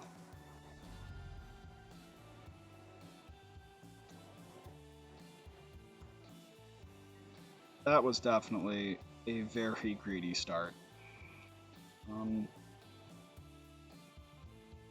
So we'll just Ether Vial.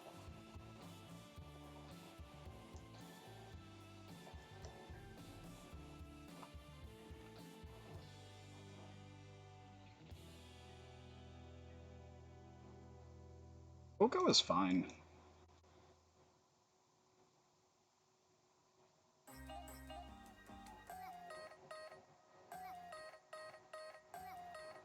Also, weren't you the one? I have like a screenshot of you saying you wanted to play Legacy. Like an actual honest-to-God screenshot.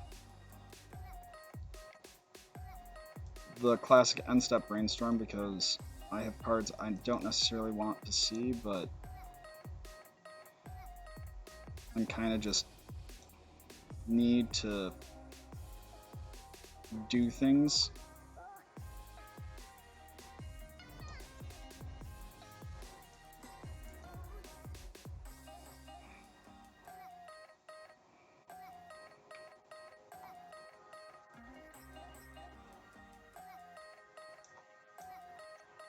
I don't know why I got that instead of a Bayou. I need to get a Bayou.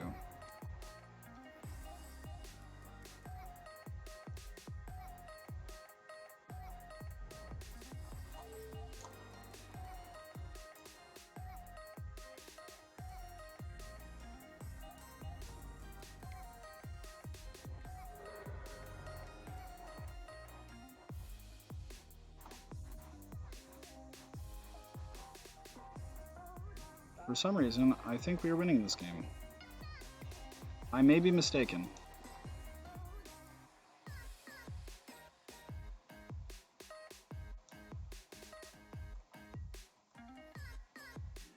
Look, don't get ahead of yourself. I'm sure I will make something convoluted enough to have a positive matchup.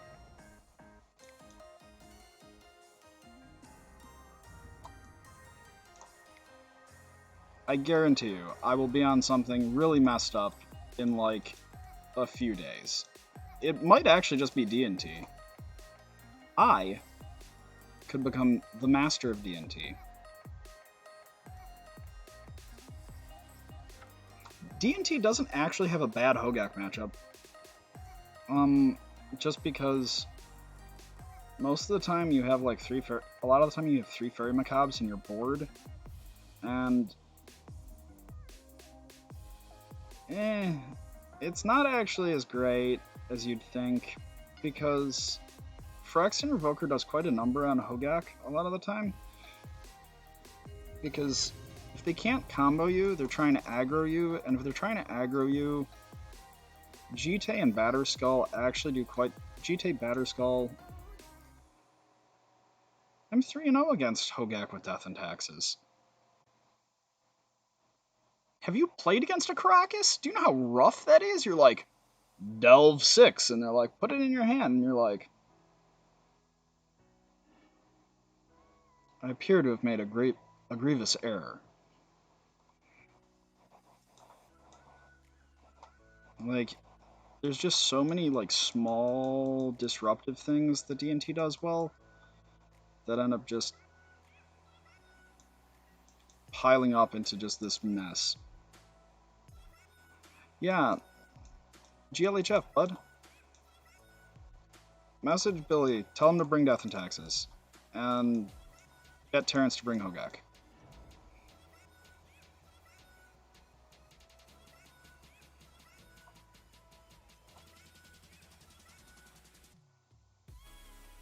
What are you playing?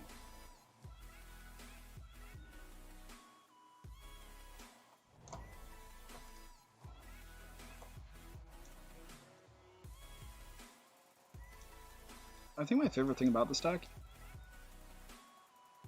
Oh yeah, never mind. I'm not going this week either then.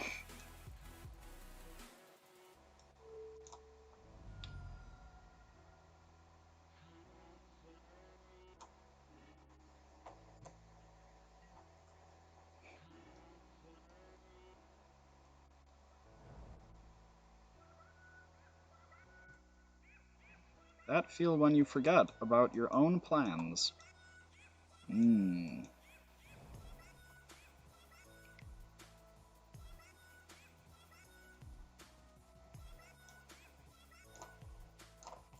Sure.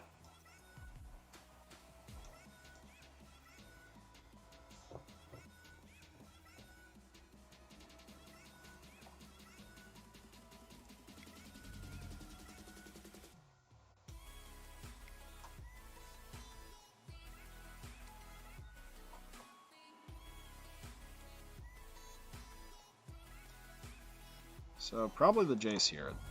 Oh, not the Jace. Interesting.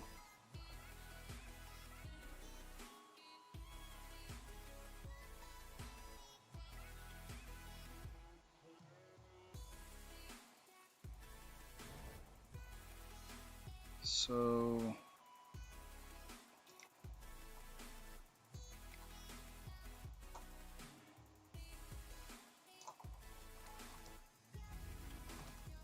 Oh, no! I misclicked. That's twice tonight. But also I'm tired.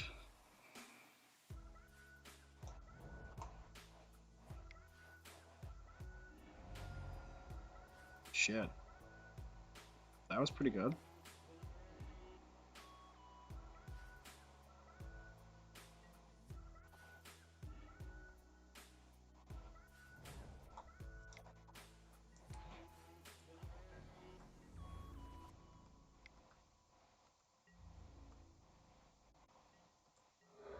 Well, good news is, Scavenging Ooze puts us well above Merit Liege total.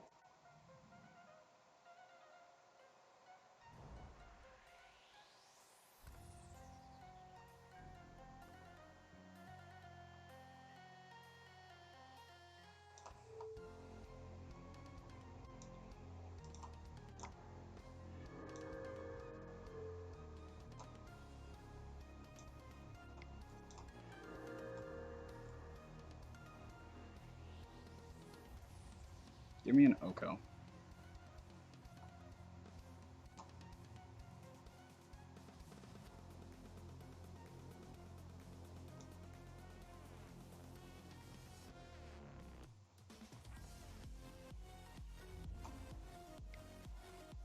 Please don't make a Merit Liege. That is such a wildly irresponsible play. I do not know what to do there.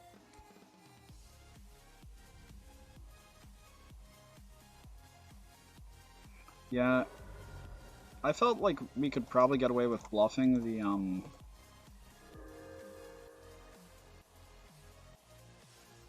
we could probably get away with bluffing the Oko.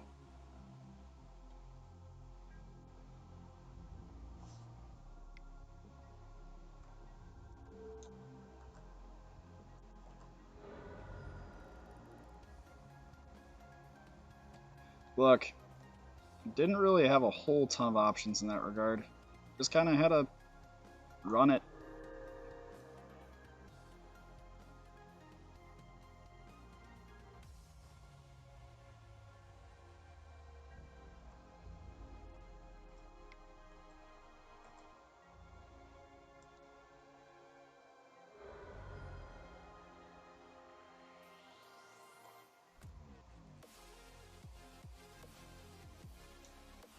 Man, that really bugs me because, like, he more or less would have had game if he had...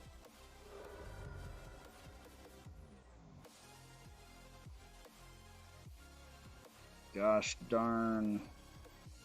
Yep, we did. Okay, well, we've got some cards for this matchup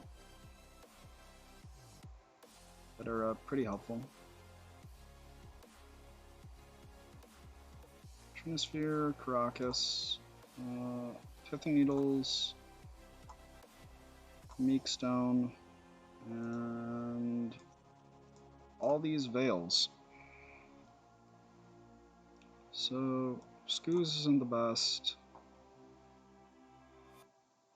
Flag Engineer is lukewarm.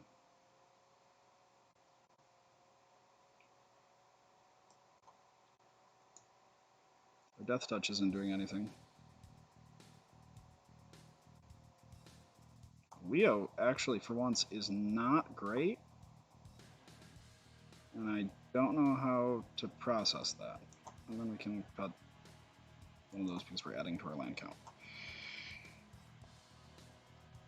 Man, Leovold not great in a matchup is very odd.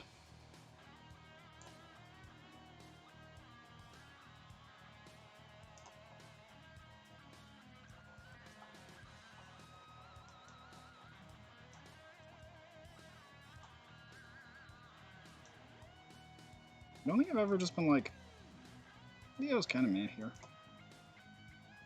Before, it's always like he's awful or he's amazing, and not really... He's okay. Discard spell.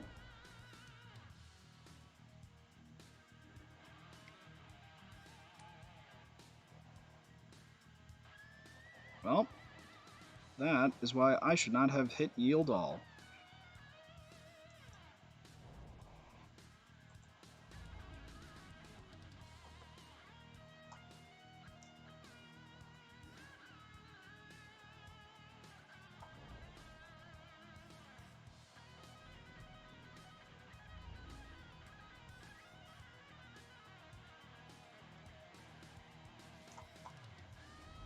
Remember, guys, don't play Mythos with, like, a major sleep deprivation, because it's a great way to punt a lot, like, an asinine amount.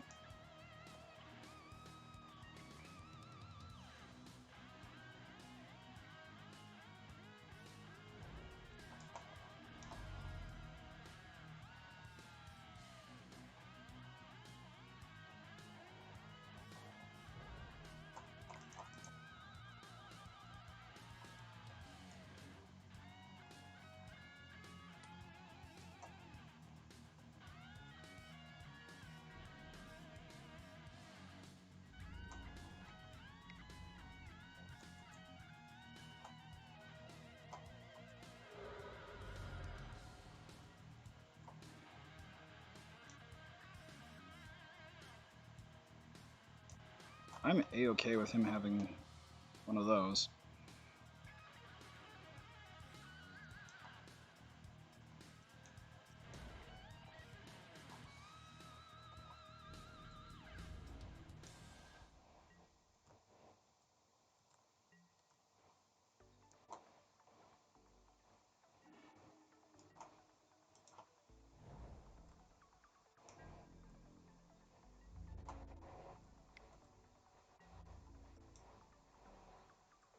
Does the other spirit guide not have flying?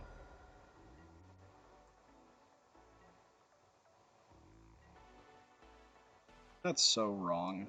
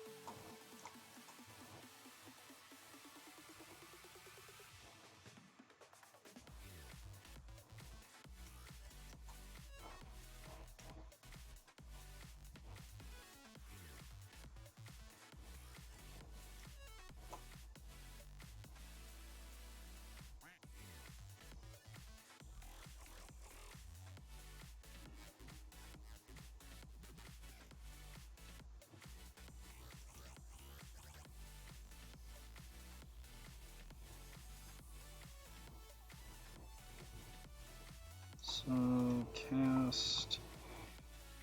If we hit the Veil...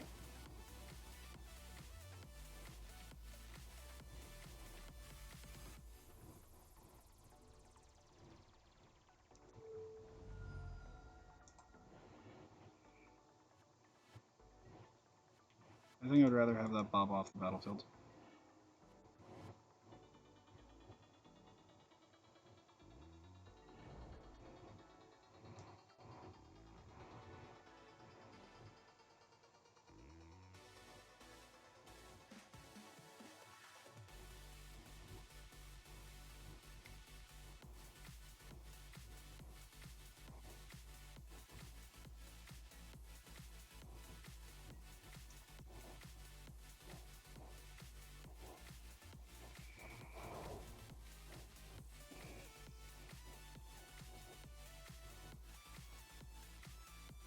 I feel like that isn't actually super great.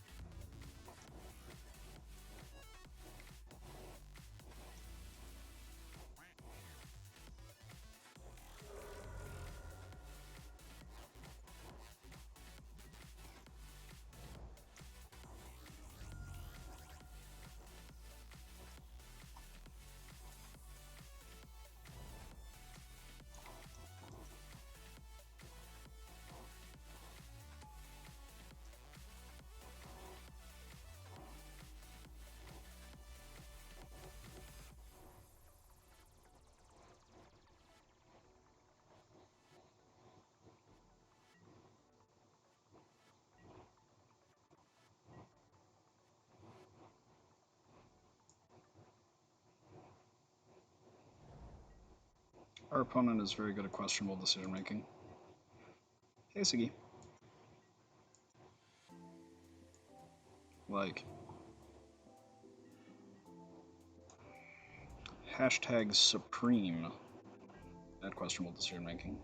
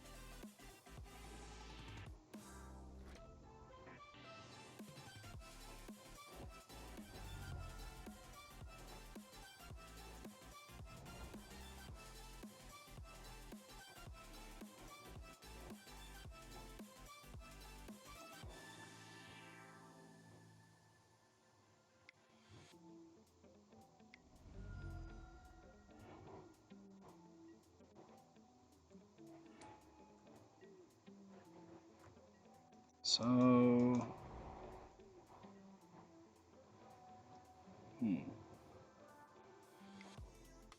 I don't think we actually have any out for that.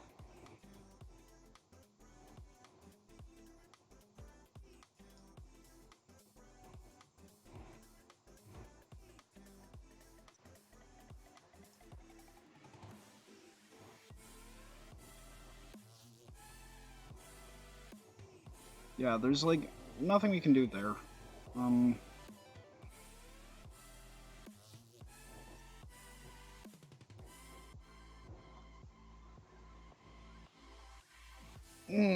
That sounds like a solid meal.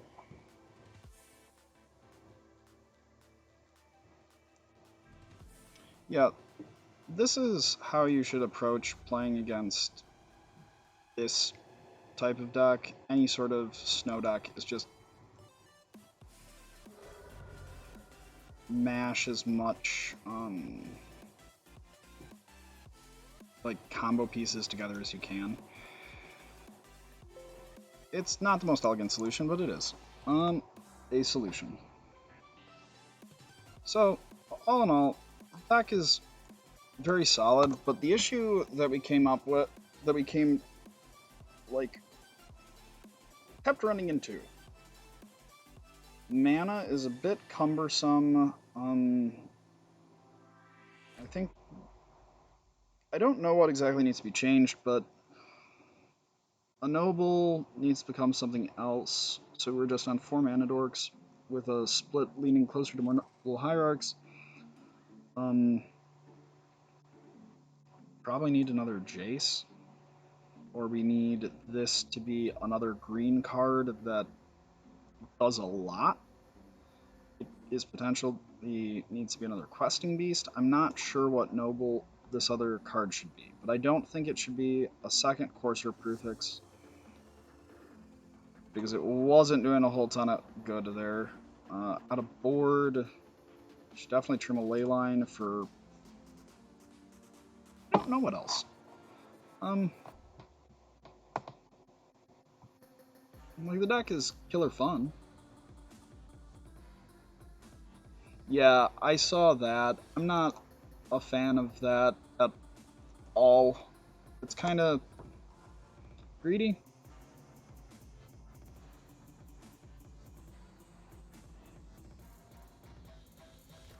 It's not my favorite thing in the world. It is very Yu-Gi-Oh! But yeah, all in all, this deck is still good. I do not think it has gotten better with the addition of Terminus back into the format, really. You still get stomped by fast combo. It's also kind of soft to Liliana the Last Hope, who wasn't seeing much play as of a few weeks ago, but has started seeing an uptick again. You're good against Delver, you're good against a lot of other decks, but also there were a bunch of small misplays, and a lot of that's because of I'm tired. Yes, it is. Any deck that is not running Grizzlebrand is obviously inadequate, duh. But outside of not being a Grizzlebrand deck,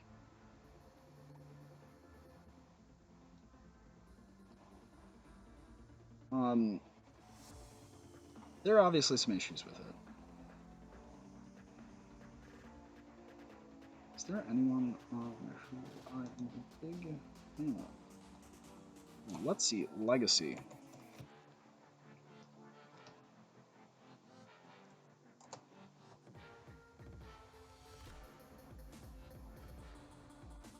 I'm trying to find a channel where I can...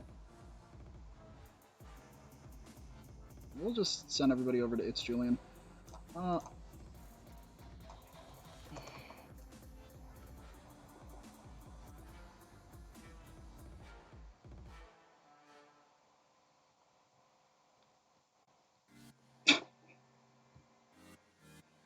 Alright, that's fair. Remember, everybody, you can we have a TCG player. It's down below. Anyway, I've got to study for a final exam. Good night.